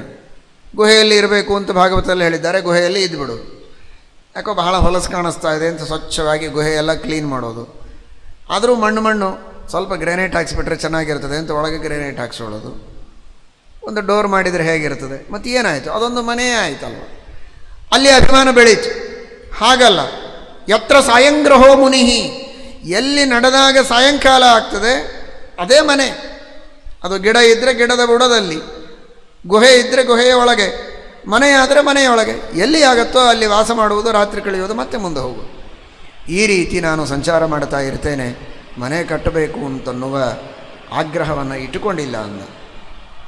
ಇದನ್ನು ಇವತ್ತು ನಮ್ಮ ಯೋಗ್ಯತೆಗೆ ಮಟ್ಟಕ್ಕೆ ಪ್ರಾಕ್ಟಿಕಲ್ ಆಗಿ ನಾವು ತಿಳಿಯೋದು ಹೇಗೆ? ಯಾಕಂದರೆ ನಾವು ಆ ಬೋಧ್ಯನ ಯೋಗ್ಯತೆ ನಮ್ಮದಲ್ಲ, ಅಷ್ಟು ದೊಡ್ಡ ಮಟ್ಟ ಅಲ್ಲ. ಆದರೆ ಕೊನೆ ಪಕ್ಷ ಸಾಕು, ಕೊಟ್ಟದ್ದರಲ್ಲಿ ತೃಪ್ತಿ ಇದ್ದರೆ ಸಾಕು. ಬಾಡಿಗೆ ಮನೆ ಆದರೂ ಸರಿ, ಬೇಡ ಸ್ವಂತ ಮನೆಯಾದರೂ ಸಂತೋಷ. ಆದರೆ ಆ ಮನೆ ಯಾರದೂ ಇರಬಾರದು. ಇಡೀ ಊರಿನೊಳಗೆ, ಸ್ಟೇಟಿನೊಳಗೆ ಅಥವಾ ದೇಶದೊಳಗೆ ನನ್ನಂಥ ಮನೆ ಯಾರದೂ ಇರಬಾರದು. ಅಂಥ ಭಾರಿ ಮನೆ ಕಟ್ಟಬೇಕು. ನಿನಗೇನು ಬುದ್ಧಿ ಶಕ್ತಿ ಇದೆ ಎಲ್ಲ ಉಪಯೋಗಿಸು, ಅಂಥ ಮನೆ ನನಗೆ ಕಟ್ಟಿಕೊಡು ಅಂತ ಹೇಳಿ ಇಂಜಿನಿಯರಿಗೆ ಬೆನ್ನು ಹತ್ತಿ ಹೇಗೋ ಮಾಡಿ ಮನೆ ಕಟ್ಟಿಸಿಕೊಂಡು ಒದ್ದಾಡೋದಿದೆಯಲ್ಲ, ಆ ಒಂದು ಅತಿಯಾದ ಆಶೆಯನ್ನು ಬಿಟ್ಟರೆ ಸಾಕು. ಬೋಧ್ಯನ ಸಂದೇಶವನ್ನು ನಾವು ಪಾಲನೆ ಮಾಡಿದಂತೆ, ವೇದವ್ಯಾಸದೇವರ ಆದೇಶವನ್ನು ನಾವು ಪಾಲನೆ ಮಾಡಿದಂತೆ ಬೇಕಾದಷ್ಟು ಸಮಯ ನಮಗೆ ಸಾಧನೆಗೆ ಸಿಗತ್ತೆ. ಏನೂ ಚಿಂತೆ ಮಾಡದೆ ಗುಹೆಯಲ್ಲಿ ಇರೋಷ್ಟು ದೊಡ್ಡ ಯೋಗ್ಯತೆ ಬೇಡ. ಏನೋ ತಕ್ಕ ಮಟ್ಟಿಗೆ ಒಂದು ಸ್ವಂತ ಮನೆ ತಂದೆ ಮಾಡಿದ್ದಿದೆ ಅಥವಾ ತಾನು ಗಳಿಸಿದ್ದಿದೆ, ತನಗೆ ತನ್ನವರಿಗೆ ಇರಲಿಕ್ಕೆ ಎಷ್ಟು ಬೇಕೋ ಅಷ್ಟು ಸಾಕಾಗಿದೆ. ಅಷ್ಟರಲ್ಲಿ ತಾನು ತೃಪ್ತಿಯನ್ನು ಪಟ್ಟು ಆನಂದದಿಂದ ಇರಬೇಕು, ಹೆಚ್ಚಿನ ಆಶೆಯನ್ನು ಮಾಡಬಾರದು. ಇದನ್ನು ನಾನು ಸರ್ಪದಿಂದ ಕಲಿತೆ ಅಂತ ಬೋಧ್ಯ ಹೇಳ್ತಾನೆ. ಶ್ರೀಮದ್ ಭಾಗವತದಲ್ಲಿ ಹೇಳುವಾಗ ಶ್ರೀಮದ್ ಆಚಾರ್ಯರು ತಿಳಿಸ್ತಾರೆ, ಈ ಎಲ್ಲ ಪಶು ಪಕ್ಷಿ ಗಿಡ ಮರ ಪರ್ವತ ಪೃಥ್ವಿ ನೀರು ಇವುಗಳೆಲ್ಲದರಿಂದ ಇವನು ಕಲಿತದ್ದಿದೆಯಲ್ಲ, ಅದರಲ್ಲಿ ಎರಡೆರಡು. ಒಂದು ತಾನು ಕಲಿಯುವ ಗುಣಗಳು, ಇನ್ನು ಕೆಲವು ಭಗವಂತನಲ್ಲಿ ಚಿಂತನೆ ಮಾಡುವ ಗುಣಗಳು. ಎರಡನ್ನೂ ಕೂಡ ಆ ಬೋಧ್ಯ ಎಂಬ ಋಷಿ ಅವಧೂತ ಕಲಿತಾ ಇದ್ದಾನೆ. ಸರ್ಪವನ್ನು ನೋಡಿದಾಗ ನಾವು ಕಲಿಯೋದೇನು ಅಂತ ಒಂದಾದರೆ, ದೇವರ ಮಹಿಮೆ ಏನು ಅನ್ನುವುದನ್ನು ಮತ್ತೆ ಭಗವಂತನ ಗುಣಗಳ ಅನುಸಂಧಾನವನ್ನು ಮಾಡ್ತಾ ತಲ್ಲೀನನಾಗ್ತಾ ಇರ್ತಾನೆ. ಎಂತೆಂತಹ ಪ್ರಾಣಿಗಳ ಸೃಷ್ಟಿಯನ್ನು ಮಾಡ್ತಾನೆ. ಅದಕ್ಕೆ ಕಾಲುಗಳಿಲ್ಲ. ಕಾಲುಗಳಿಲ್ಲದೇ ಇದ್ದರೂ ಮೈ ಸರಿಸಿಕೊಂಡು ನಡೀತಾ ಇರುತ್ತದೆ. ಸ್ವಲ್ಪ ಹೊತ್ತು ಹಾಗೆ ನಡೆದು ನೋಡಿ, ಮೈ ಸರಿಸಿಕೊಂಡು ಇಲ್ಲಿಂದ ರಾಜಾಂಗಣದ ಈ ತುದಿಯಿಂದ ಆ ತುದಿಗೆ ಬಂದುಬಿಡಿ ಒಂದು ಸಲ, ಎಷ್ಟು ಕಷ್ಟ. ಆದರೆ ಅತೀ ಸಹಜವಾಗಿ ಹಾವುಗಳು ಓಡಾಡ್ತಾ ಇರ್ತವೆ. ಎಂತಹ ಅದ್ಭುತವಾದ ಸೃಷ್ಟಿ. ಹಾವಿನ ಮೈ ಎಷ್ಟು ಮೃದುವಾಗಿರುತ್ತದೆ ಗೊತ್ತು ನಿಮಗೆ? ಅಷ್ಟು ಮೃದುವಾದ ಹಾವಿನ ಚರ್ಮ ಎಂತಹ ಕಲ್ಲು ಮಣ್ಣು ಮುಳ್ಳುಗಳ ಮೇಲೆ ಓಡಾಡಿದರೂ ಕೂಡ ಏನಾಗದೇ ಇರೋ ಹಾಗೆ ಎಷ್ಟು ಬುದ್ಧಿವಂತಿಕೆಯಿಂದ ಓಡಾಡುತ್ತದೆ. ಆ ಬುದ್ಧಿಯನ್ನು ಕೊಟ್ಟವ ದೇವರು. ಎಲ್ಲಿ ಓಡಾಡಿದರೂ ಏನಾಗದೇ ಇರುವಂತಹ ಶಕ್ತಿಯನ್ನು ಆ ಚರ್ಮದಲ್ಲಿ ಕೊಟ್ಟವ ಭಗವಂತ. ಆ ರೀತಿ ಕಲ್ಲು ಮಣ್ಣುಗಳ ಮೇಲೆ ಎಳೆದುಕೊಂಡು, ನಮಗೆ ಏನಾದರೂ ಕಳ್ಳತನ ಮಾಡಿದರೆ, ತಪ್ಪು ಮಾಡಿದರೆ ಶಿಕ್ಷೆ ಕೊಡುವುದಕ್ಕೆ ಪೊಲೀಸ್ ವ್ಯಾನಿಗೆ ಕಟ್ಟಿ ಕಳ್ಳರನ್ನು ದರ ಅಂತ ಎಳೆದುಕೊಂಡು ಹೋಗ್ತಾರೆ, ಅದೊಂದು ಶಿಕ್ಷೆ. ಆದರೆ ಹಾವುಗಳಿಗೆ ಅದು ಸಹಜವಾದ ಪ್ರವೃತ್ತಿ, ಅದು ಶಿಕ್ಷೆ ಅಲ್ಲ. ಯಾವುದು ನಮಗೆ ಶಿಕ್ಷೆ ಅದು ಅದಕ್ಕೆ ಸಹಜವಾದ ಶಕ್ತಿಯಾಗಿದೆ. ಹಾಗಾದರೆ ದೇವರು ನೀಡಿದಂತಹ ಎಂತಹ ಸಾಮರ್ಥ್ಯ ಇದೆ. ಇದನ್ನು ಕಂಡು ದೇವರ ಮಹಿಮೆಯನ್ನು ಚಿಂತನೆ ಮಾಡ್ತಾನೆ. ಜೊತೆಗೆ ನಾವು ಮಾಡಿದ ಅಪರಾಧಕ್ಕೆ ದೇವರು ಈ ರೀತಿಯಾದ ಶಿಕ್ಷೆಗಳನ್ನು ಕೊಡ್ತಾನೆ. ನಾವು ಅಂತಹ ಅಪರಾಧವನ್ನು ಮಾಡಬಾರದು ಅನ್ನುವ ಎಚ್ಚರವನ್ನು ಹಾವನ್ನು ನೋಡಿದಾಗ ನಮಗೆ ಮನಸ್ಸಿಗೆ ಬರಬೇಕು ಅಂತ. ಏನದು? ಉದಾಹರಣೆಗೆ ಭಾಗವತದಲ್ಲಿ ನೋಡಿ, ಅಂದರೆ ಇವನ ತಾತನೇ, ಬೇರೆ ಯಾರಲ್ಲ. ಯದು, ಅವನ ತಂದೆ ಯಯಾತಿ, ಅವನಪ್ಪ ನಹುಷ. ನಹುಷ ಮಾಡಿದಂತಹ ತಪ್ಪೇನು?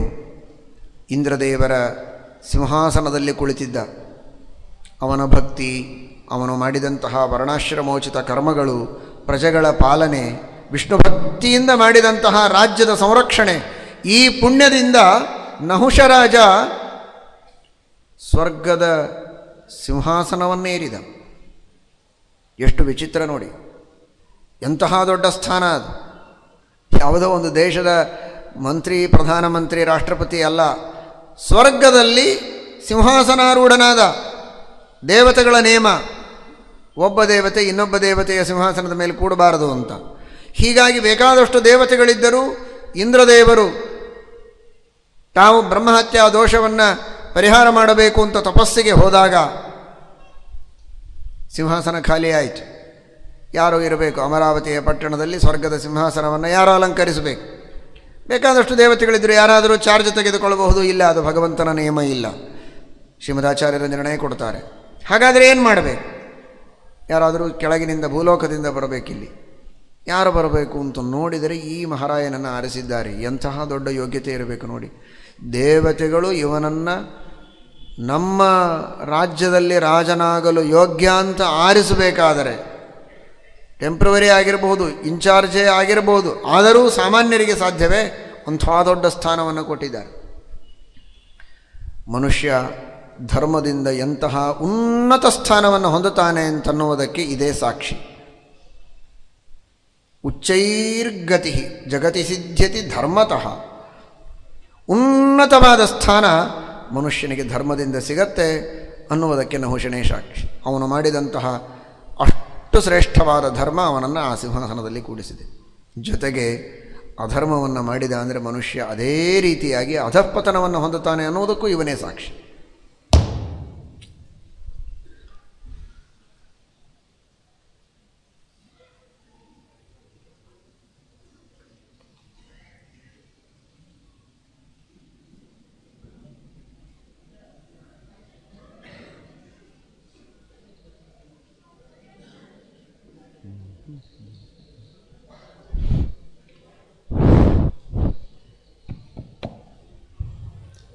ಮಾಡಿದ ಅಧರ್ಮಕ್ಕೆ ಅಧೋಗತಿಯಾಗುವುದರಲ್ಲಿಯೂ ಸಂಶಯ ಇಲ್ಲ. ಸಿಂಹಾಸನದಲ್ಲಿ ಕುಳಿತು ರಾಜನಾಗಿ ಮಾಡಬೇಕಾದ ಕಾರ್ಯಭಾರಗಳನ್ನು ಮಾಡಬೇಕು ಅಂತ ಕೂಡಿಸಿದರೆ ಇಂದ್ರದೇವರ ಮಡದಿಯಾದ ಶಚೀದೇವಿಯನ್ನೂ ಅಪೇಕ್ಷೆ ಪಟ್ಟಿದ್ದಾನೆ. ಶಚೀದೇವಿಯನ್ನು ಅಪೇಕ್ಷೆ ಪಟ್ಟಾಗ ಶಚೀದೇವಿ ನಿರಾಕರಿಸಿದ್ದಾಳೆ. ಬಹಳ ಆಗ್ರಹ ಮಾಡಿದಾಗ ಹೇಳಿದ್ಲು, ವಾಹನದಲ್ಲಿ, ಅಪರೂಪದ ವಾಹನದಲ್ಲಿ ಕುಳಿತು ನೀನು ಬರಬೇಕು ಅಂತ. ಅರ್ಥಾತ್ ಅಲ್ಲಿಯೇ ಇವನ ನಾಶವಾಗ್ತದೆ ಅಂತ ಗೊತ್ತು ಅವರಿಗೆ. ಸಪ್ತ ಋಷಿಗಳನ್ನು ತನ್ನ ಪಲ್ಲಕ್ಕಿಯನ್ನು ಹೊರುವುದಕ್ಕೆ ಹೇಳಿ ತಾನು ಅದರಲ್ಲಿ ಕುಳಿತು ಬರ್ತಾನೆ. ಎಂತಹ ಜ್ಞಾನಿಗಳು, ಮಹಾನುಭಾವರು, ಅಪರೋಕ್ಷ ಜ್ಞಾನಿಗಳು, ತಪಸ್ವಿಗಳು. ಅಂತಹ ಸಪ್ತಋಷಿಗಳು ಪಲ್ಲಕ್ಕಿಯನ್ನು ಹೊತ್ತು ಬರುವಾಗ ಒಳಗೆ ಕುಳಿತಂತಹ ಇವನು ಮಾಡುವ ಕೆಲಸ ತಪ್ಪು, ಇದು ಗೊತ್ತು. ಅವನಿಗೆ ಕೇಳಿದರು ಅಗಸ್ತ್ಯರು, ವೇದಗಳು ಪ್ರಮಾಣ ಹೌದೋ ಅಲ್ವೋ ಅಂತ. ಪ್ರಮಾಣ ಅಂತೇನಾದರೂ ಅವನಂದರೆ ಪರಸ್ತ್ರೀಯರನ್ನು ಅಪೇಕ್ಷೆ ಪಡುವುದು ಮಹಾ ಅನರ್ಥ ಸಾಧನ, ನರಕ ಸಾಧನ ಅಂತ ವೇದದಲ್ಲಿ ಹೇಳಿದ್ದಾರೆ. ಯಾಕೆ ಅಂತಹ ಕೆಟ್ಟ ಕೆಲಸ ಮಾಡ್ತೀ ಅಂತ ಬೈದು ಬಿಡೋಣ ಅಂತ ಅಗಸ್ತ್ಯರು ಸವಾಲು ಹಾಕ್ತಾರೆ. ಅಕಸ್ಮಾತ್ ಅವನೇನಾದರೂ ಅಪ್ರಮಾಣ ಅಂದರೆ ಶಾಪ ಕೊಟ್ಬಿಡೋಣ, ಎರಡರ ಪೈಕಿ ಒಂದು. ಪ್ರಮಾಣ ಅಂದರೂ ಕಷ್ಟ, ಅಪ್ರಮಾಣ ಅಂದರೂ ಕಷ್ಟ. ವೇದ ಪ್ರಮಾಣ ಅಲ್ಲ ಅಂದರೆ ಶಾಪ ಕೊಡೋಣ. ಪ್ರಮಾಣ ಅಂತ ಹೇಳಿದರೆ ವೇದವನ್ನು ನಂಬಿದ ವ್ಯಕ್ತಿ, ಶಾಸ್ತ್ರಗಳನ್ನು ನಂಬಿದ ವ್ಯಕ್ತಿ, ಮನಸ್ಸಿಗೆ ಏನು ಅಪೇಕ್ಷೆ ಬರುತ್ತೋ ಅದನ್ನು ಮಾಡೋದ. ಮನಸ್ಸಿನಲ್ಲಿ ಹುಚ್ಚಾಪಟ್ಟೆ ಅಪೇಕ್ಷೆಗಳೆಲ್ಲ ಬರಬಹುದು, ಅವುಗಳ ನಿಯಂತ್ರಣಕ್ಕಾಗಿ ಇರುವುದೇ ವೇದಗಳು. ವೇದಗಳೆಂಬ ಲಗಾಮದಿಂದ ಎಲ್ಲರನ್ನ ತನ್ನ ವಶದಲ್ಲಿ ಇಟ್ಟುಕೊಂಡಿದ್ದಾನೆ ಭಗವಂತ. ವೇದಗಳಲ್ಲಿ ನಪರದಾರಾನ್ ಗಚ್ಚೇತ್, ಸ್ಪಷ್ಟವಾಗಿ ಪರಸ್ತ್ರೀಯರನ್ನು ಅಪೇಕ್ಷೆ ಪಡುವುದು ನರಕ ಸಾಧನ ಅಂತ ಹೇಳಿದಾಗ ಯಾಕೆ ನೀನು ಅಂತಹ ಕೆಟ್ಟ ಕೆಲಸ ಮಾಡ್ತಿದ್ದೀ ಅಂತ ಅವನನ್ನು ಶಾಸನ ಮಾಡೋಣ ಅಂತ ಕೇಳಿದರು ಅಗಸ್ತ್ಯರು. ಇವನು ಅಪ್ರಮಾಣ ಅಂತ ಹೇಳಿಬಿಟ್ಟ. ಪ್ರಮಾಣ ಅಂದರೆ ಈ ಸಮಸ್ಯೆ ಮೈ ಮೇಲೆ ಬರುತ್ತದೆ ಅಂತ ಹೇಳಿದ್ದೇ ತಡ ಶಾಪ ಕೊಟ್ಟಿದ್ದಾರೆ. ಅಜಗರನಾಗಿ ಹೆಬ್ಬಾವಾಗಿ ಬೀಳು ಕೆಳಗೆ ಅಂತ. ಎಂತಹ ದಡ್ಡತನ ನೋಡಿ. ಬಹಳ ದೊಡ್ಡ ಜ್ಞಾನಿ ನಹುಷರಾಜ, ಆ ವಿಷಯ ಇರಲಿ. ಆದರೆ ಆ ಪ್ರಸಂಗದಲ್ಲಿ ಅವನು ಮಾಡಿದ ಕೆಲಸ ಎಂತಹ ತಪ್ಪು ಕೆಲಸ, ಎಷ್ಟು ದೊಡ್ಡ ತಪ್ಪು ಮಾಡಿದ. ಇಂದ್ರದೇವರ ಸಿಂಹಾಸನ ಸಿಕ್ಕಿದೆ, ಅಲ್ಲಿ ಕುಳಿತು ದೇವತೆಗಳ ಸಮಕ್ಷಮದಲ್ಲಿ ಸೇವೆ ಮಾಡುವ ಎಂಥ ದೊಡ್ಡ ಭಾಗ್ಯ ಅದು. ಏನು ಸಾಮಾನ್ಯರಾದ ಈ ಮರ್ತ್ಯರ ಜೊತೆಗೆ ದುಷ್ಟರು ದುರ್ಜನರು ಇವರ ಮಧ್ಯದಲ್ಲಿ ಇಲ್ಲಿ ರಾಜ್ಯ ಮಾಡೋದು ಏನೋ, ಅಂತಹ ಮಹಾನುಭಾವರಾದ ದೇವತೆಗಳ ಎದುರಿನಲ್ಲಿ ರಾಜ್ಯ ಮಾಡೋದು ಅಂದರೆ ಸೇವೆ ಮಾಡೋದೇ ಅದು. ಅಂತಹ ಮಹಾದೇವತೆಗಳ ಸೇವಾರೂಪದಲ್ಲಿ ರಾಜ್ಯವನ್ನು ಮಾಡುವ ಮಹಾಭಾಗ್ಯ ಸಿಕ್ಕಾಗ ಶಾಂತನಾಗಿದ್ದ ತನಗಿದ್ದದ್ದರಲ್ಲಿ ತೃಪ್ತಿಯಿಂದ ಆನಂದದಿಂದ ಇರಬಹುದಾಗಿತ್ತು. ತನಗೆ ಸಲ್ಲದ ವಸ್ತುವನ್ನು ಅಪೇಕ್ಷೆ ಪಟ್ಟು ಋಷಿಗಳ ಶಾಪಕ್ಕೆ ಗುರಿಯಾಗಿ ಯಾವ ವೇದಗಳಲ್ಲಿ ಶಾಸ್ತ್ರಗಳಲ್ಲಿ ಹೇಳಿದ ಧರ್ಮವನ್ನು ಮಾಡಿದ್ದಕ್ಕೆ ತನಗೆ ಈ ಸ್ಥಾನ ಸಿಕ್ಕಿದೆ, ಅಂತಹ ವೇದವನ್ನೇ ಅಪ್ರಮಾಣ ಅನ್ನುವುದಕ್ಕೂ ಹಿಂದೆ ಮುಂದೆ ನೋಡಲಿಲ್ಲ. ಇವತ್ತಿನ ಜನರ ಸ್ಥಿತಿಯೇ ಹಾಗೆ. ತಾವು ಆರಿಸಿ ಬರಬೇಕು, ದೊಡ್ಡ ಸ್ಥಾನದಲ್ಲಿ ಕೂಡಬೇಕು, ಸಂಪತ್ತು ಬರಬೇಕು, ತಮ್ಮ ಮಾತು ನಡೆಯಬೇಕು, ಅದಕ್ಕಾಗಿ ಏಕಾಂತದಲ್ಲಿ ಹೋಗಿ ಪುರೋಹಿತರನ್ನು ಭೇಟಿಯಾಗಿ ಹೋಮ ಹವನ ಜಪ ಪೂಜೆ ಪಾರಾಯಣ ಎಲ್ಲ ಮಾಡಿಸ್ತಾರೆ. ಆಶೀರ್ವಾದ ಎಲ್ಲ ಬೇಕು. ಅದನ್ನೆಲ್ಲ ಪಡೆದು ತಾವು ಆರಿಸಿ ಬರಬೇಕು. ಸಭೆಯಲ್ಲಿ ನಿಂತು ಎದ್ದು ಹೇಳುವುದೇನು, ಯಾವ ಪುರೋಹಿತರು ಪೂಜೆ ಪುನಸ್ಕಾರ ಧರ್ಮ ಇವುಗಳಿಗೆ ಅರ್ಥ ಇಲ್ಲ, ಇದೆಲ್ಲ ಕೇವಲ ದುಡ್ಡಿಗಾಗಿ ಮಾಡೋದು, ಹಾಗೆ ಹೀಗೆ ಅಂತ ಅದನ್ನು ಅಲ್ಲಗಳೆದು ಹುಚ್ಚಾಪಟ್ಟೆಯಾಗಿ ನಿಂದೆ ಮಾಡೋದು. ಒಳಗೆ ಶ್ರದ್ಧೆ ಇದೆ, ತಾವು ಮೇಲೆ ಬರಬೇಕಾದ್ರೆ ಅದು ಬೇಕು ಅವರಿಗೆ, ಆದರೆ ಮೇಲೆ ಬಂದ ಮೇಲೆ ಅದನ್ನು ಅಲ್ಲಗಳೆಯೋದು. ಉನ್ನತ ಸ್ಥಾನಕ್ಕೆ ಏರಿದ ನಹುಷ ಯಾವ ವೇದೋಕ್ತ ಕರ್ಮಗಳನ್ನು ಮಾಡಿದ ಪುಣ್ಯದಿಂದ ತಾನು ಉನ್ನತ ಸ್ಥಾನವನ್ನು ಅಲಂಕರಿಸಿದ, ಆ ವೇದಗಳನ್ನು ಅಲ್ಲಗಳೆದಿದ್ದಕ್ಕೆ, ತಿರಸ್ಕಾರ ಮಾಡಿದ್ದಕ್ಕೆ, ವೇದ ಪ್ರಾಮಾಣ್ಯವನ್ನು ಹೇಳುವಂತಹ ಅಗಸ್ತ್ಯ ಋಷಿಗಳನ್ನು ತಾಡನ ಮಾಡಿದ್ದಕ್ಕೆ ಅವರ ಶಾಪದಿಂದ ಅಧೋಗತಿಯನ್ನು ಹೊಂದಿದ. ಅದೇ ರೀತಿಯ ಅಧೋಗತಿ ಇವತ್ತಿನ ಜನರಿಗೂ ಧರ್ಮದಿಂದಲೇ ಮೇಲೆ ಬಂದು ಧರ್ಮವನ್ನೇ ತಿರಸ್ಕರಿಸಿ ಅವಮಾನ ಮಾಡಿದರೆ ಅಧೋಗತಿ ಬರುವುದರಲ್ಲಿ, ಕೆಲವೇ ದಿನಗಳಲ್ಲಿ ಮಣ್ಣು ಮುಕ್ಕುವುದರಲ್ಲಿ ಯಾವ ಸಂಶಯವೂ ಇಲ್ಲ. ಇದಕ್ಕೆ ನಹುಷನೇ ದೃಷ್ಟಾಂತ. ಹೇಗಿದ್ದು ಹೇಗಾದ ನೋಡಿ. ಎಂತಹ ಸ್ಥಾನದಲ್ಲಿದ್ದವ ಎಲ್ಲಿ ಬಿದ್ದ ಅಂದರೆ, ಸಪ್ತ ಋಷಿಗಳು ಅವನನ್ನು ಪಲ್ಲಕ್ಕಿಯಲ್ಲಿ ಹೊರುವಂತಹ ಒಂದು ದೊಡ್ಡ ಅಪರಾಧ. ಅಂತಹ ಜ್ಞಾನಿಗಳನ್ನು ಸೇವಿಸಬೇಕು, ಅವರ ಆಶೀರ್ವಾದ ಪಡೆಯಬೇಕು. ಅದು ಬಿಟ್ಟು ಅವರಿಂದ ಸೇವೆ ತೆಗೆದುಕೊಳ್ಳುವ ಅಪರಾಧ ಮಾಡಿದ್ದಕ್ಕೇನಾಯ್ತು ಇವನಿಗೆ? ಪಲ್ಲಕ್ಕಿಯಲ್ಲಿ ಓಡಾಡುವ ಭಾಗ್ಯ ತಪ್ಪಿ ಹೋಯಿತು ಅಲ್ಲ, ರಥದಲ್ಲಿ ಓಡಾಡುವ ಭಾಗ್ಯ ತಪ್ಪಿತು ಅಷ್ಟೂ ಅಲ್ಲ, ಕಾಲಿನಿಂದ ಓಡಾಡುವ ಭಾಗ್ಯ ತಪ್ಪಿತು ಅಂತೂ ಅಲ್ಲ, ಕಾಲೇ ಇಲ್ಲದ ಹಾವಾಗಿ ಬೀಳುವಂತಹ ಪರಿಸ್ಥಿತಿ ಬಂತು. ಸ್ವರ್ಗದಲ್ಲಿದ್ದ ಭೂಲೋಕದಲ್ಲಿ ಬಂದ, ಭೂಲೋಕದಲ್ಲಿಯೂ ಮರ್ಯಾದೆಯಿಂದ ಮಾನವನಾಗಿರಲಿಲ್ಲ, ಮೂಕಪ್ರಾಣಿಯಾಗಿ ನಡೆಯುವುದಕ್ಕೂ ಸಾಧ್ಯ ಆಗದೆ ಮೈಯೆಲ್ಲ ಸರಿಸಿಕೊಂಡು ಹೋಗುವಂತಹ ಹಾವಾಗಿ ಬೀಳುವಂತಹ ಪ್ರಸಂಗ ಇವನಿಗೆ ಬಂತು. ಹಾಗಾದರೆ ನಾವು ಶಾಸ್ತ್ರಗಳನ್ನು ಅಲ್ಲಗಳೆಯೋದು ಅಥವಾ ಶಾಸ್ತ್ರಜ್ಞರನ್ನು ತಿರಸ್ಕರಿಸುವುದು, ಶಾಸ್ತ್ರಜ್ಞರಿಗೆ ಮಾತ್ರ ನಾವೇಕೆ ಸೇವೆ ಮಾಡಬೇಕು, ಅವರೇ ನಮ್ಮ ಸೇವೆ ಯಾಕೆ ಮಾಡಬಾರದು? ಎಲ್ಲರೂ ಸಮಾನ ಅಲ್ವಾ? ಅವರಿಗೆ 8 ಕಾಲಿದೆಯಾ? ಅವರಿಗೂ 2 ಕಾಲು, ನಮಗೂ 2 ಕಾಲು. ಅವರಿಗೂ 2 ಕಣ್ಣು, ನಮಗೆ 2 ಕಣ್ಣು. ನಾವು ಓದಿದ್ದೇವೆ, ನಾವು ಬೇಕಾದಷ್ಟು ಸಪ್ತಾಹಗಳನ್ನು ಕೇಳಿದ್ದೇವೆ, ನಮಗೂ ದೇವರ ಕಥೆ ಎಲ್ಲ ಗೊತ್ತು, ಕೃಷ್ಣನ ಕಥೆ ಚೆನ್ನಾಗಿ ಗೊತ್ತು. ಯಾಕೆ ಜ್ಞಾನಿಗಳೇ ನಮ್ಮ ಸೇವೆ ಯಾಕೆ ಮಾಡಬಾರದು? ಈ ತರಹದ ಅಹಂಕಾರದಿಂದ ಜ್ಞಾನಿಗಳನ್ನು ತಪಸ್ವಿಗಳನ್ನು ತಿರಸ್ಕರಿಸಿದರೆ, ಶಾಸ್ತ್ರಗಳನ್ನು ಅಲ್ಲಗಳೆದರೆ, ಪರಸ್ತ್ರೀಯರನ್ನು ಅಪೇಕ್ಷೆ ಪಟ್ಟರೆ, ಅಥವಾ ಈ ರೀತಿಯ ಯಾವುದೇ ಶಾಸ್ತ್ರ ನಿಷಿದ್ಧವಾದ ಕಾರ್ಯಗಳನ್ನು ಮಾಡಿದರೆ, ಈ ತರಹದ ನೀಚ ಯೋನಿಗಳಲ್ಲಿ ನಾವು ಹುಟ್ಟಿ ದುಃಖ ಪಡಬೇಕಾಗತ್ತೆ, ಒದ್ದಾಡಬೇಕಾಗತ್ತೆ. ಯಾವ ಸಾಧನೆ ಇಲ್ಲ, ಏನಿಲ್ಲ, ಸುಮ್ಮನೆ ಅಲ್ಲಿ ಇಲ್ಲಿ ತಿರುಗುತ್ತಾ ಕಾಲ ಕಳೆಯುವಂತಹ ಪ್ರಸಂಗ ಬರುತ್ತಲ್ಲ. ಹೀಗೆ ಮಾಡಬಾರದು ಅನ್ನುವುದನ್ನೂ ನಾನು ಕಲಿತೆ ಅಂತ. ಪ್ರಾಯ ಈ ಮಾತನ್ನು ಅವನೇನು ಯತರಾಜನಿಗೆ ಹೇಳಿರಲಿಕ್ಕಿಲ್ಲ, ನಿನ್ನ ತಾತನ ಕಥೆ ಅಂತ. ಆದರೆ ಮನಸ್ಸಿನಲ್ಲಿ ಹೀಗೆ ಚಿಂತನೆ ಮಾಡಿರಬಹುದು. ಅನೇಕ ಚಿಂತನೆಗಳನ್ನು, ಕೆಲವುಗಳನ್ನು ಉದಾಹರಣೆಗೆ ಮಾತ್ರ ಹೇಳಿದ್ದು ಅಂತ ಹೇಳಿದ್ದಾರೆ. ಏನೇನು ಕಲಿತೆ ಅಂತ ಎಲ್ಲವನ್ನೂ ಹೇಳಿಲ್ಲ. ಒಂದೊಂದರಿಂದ ಏನೆಲ್ಲ ಚಿಂತನೆ ಮಾಡಿದೆ ಇವುಗಳನ್ನು ಅವನು ಚಿಂತನೆ ಮಾಡಿರಲಿಕ್ಕೆ ಸಾಕು. ಆ ಸರ್ಪಗಳನ್ನು ನೋಡಿದಾಗ ಈ ರೀತಿಯ ಚಿಂತನವನ್ನು ಮಾಡಿದ್ದಾನೆ. ಹಾವುಗಳಿಗೆ ಪ್ರತ್ಯೇಕ ಕಿವಿಗಳಿರೋದಿಲ್ಲ,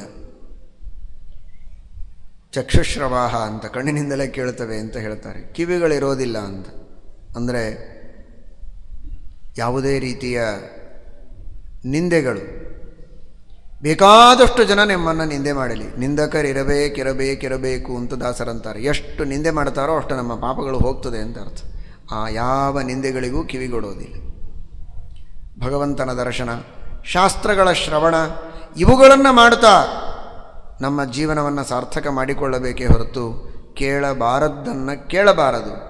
ಅದಕ್ಕೋಸ್ಕರವಾಗಿ ಕಿವಿಗಳಿಲ್ಲ ಅನ್ನುವುದನ್ನು ಯಾವ ಅರ್ಥದಲ್ಲಿ ಇವನು ತೆಗೆದುಕೊಂಡ ಅಂದರೆ, ಯಾರೇ ನಿಂದೆ ಮಾಡಿದರೂ ಅದಕ್ಕೆ ನಾವು ಕಿವಿಗೊಡುವುದು ಬೇಡ, ಆದರೆ ನಮ್ಮಲ್ಲಿರುವ ದೋಷಗಳನ್ನು ಪ್ರೀತಿಯಿಂದ ಹೇಳಿದರೆ ಮಾತ್ರ ಅವಶ್ಯವಾಗಿ ಕೇಳಿ ತಿದ್ದಿಕೊಳ್ಳೋಣ. ಆದರೆ ದೋಷಗಳು ಇರಲಿ ಇಲ್ಲದೇ ಇರಲಿ, ನಿಂದೆ ಮಾಡಿದ್ದಾರೆ ಅಂತ ಬೇಸರ ಮಾಡಿಕೊಂಡು ಜಗಳ ಮಾಡಿ ಜೀವನದಲ್ಲಿ ಮನಸ್ಸಿಗೆ ಸಂತಾಪ ಅಶಾಂತಿಯನ್ನು ತಂದುಕೊಳ್ಳುವ ಪ್ರಯತ್ನ ನಾನು ಮಾಡೋದಿಲ್ಲ. ನಿಶ್ಚಿಂತವಾಗಿರುತ್ತೆ.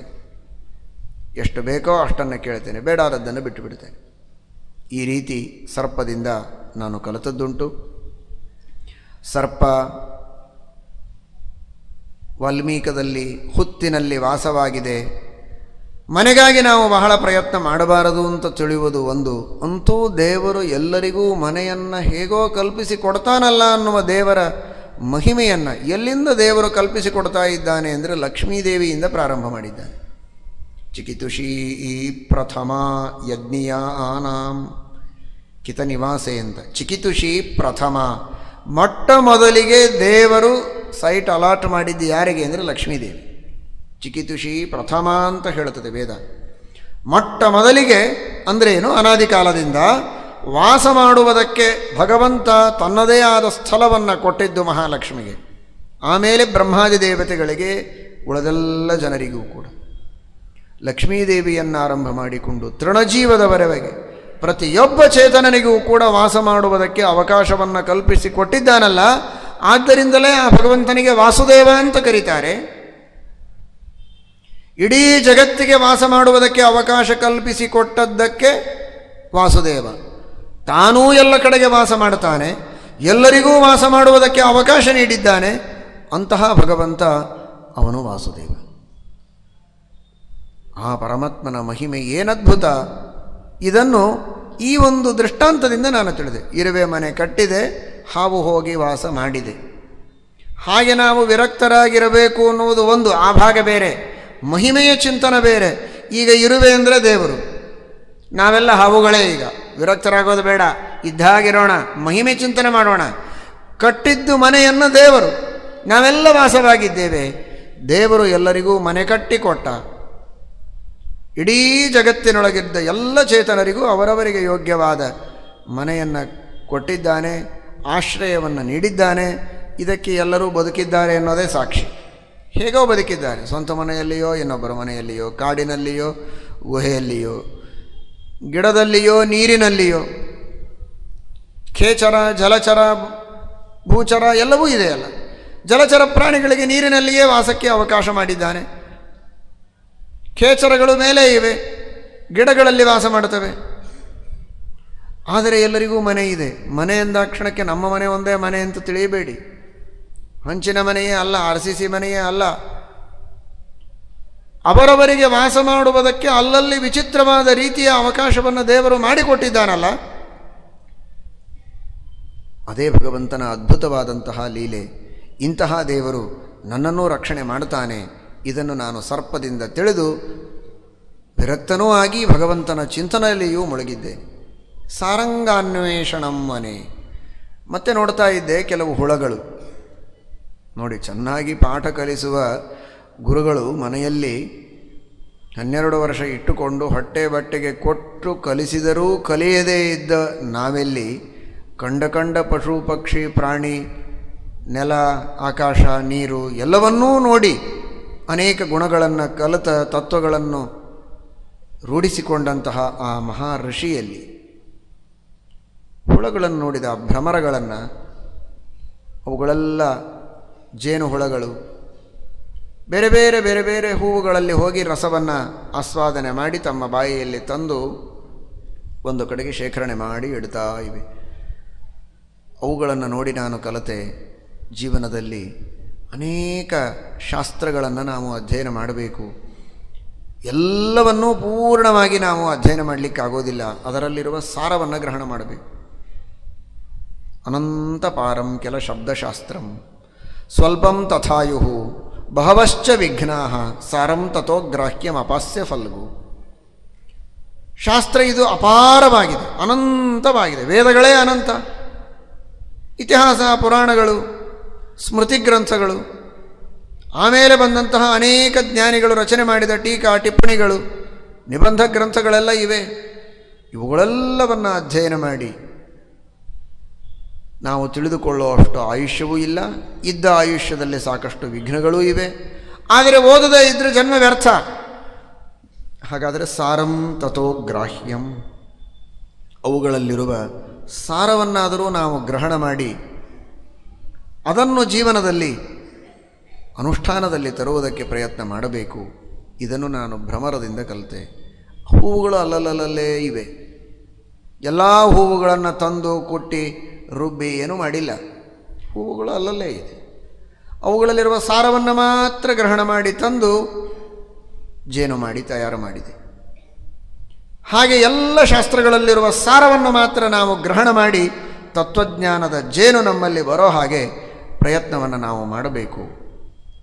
ಇನ್ನೊಂದು ನಾನು ಕಲಿತದ್ದು, ಸಾರ ಗ್ರಹಣ ಮಾಡಬೇಕು ಅನ್ನೋದು ಒಂದು, ಒಬ್ಬರಿಗೆ ತೊಂದರೆಯಾಗುವಂತೆ ಒಬ್ಬರಿಂದಲೇ ಬಹಳ ಪಡೆದುಕೊಳ್ಳುವ ಆಶೆಯನ್ನು ಇಟ್ಟುಕೊಳ್ಳಬಾರದು.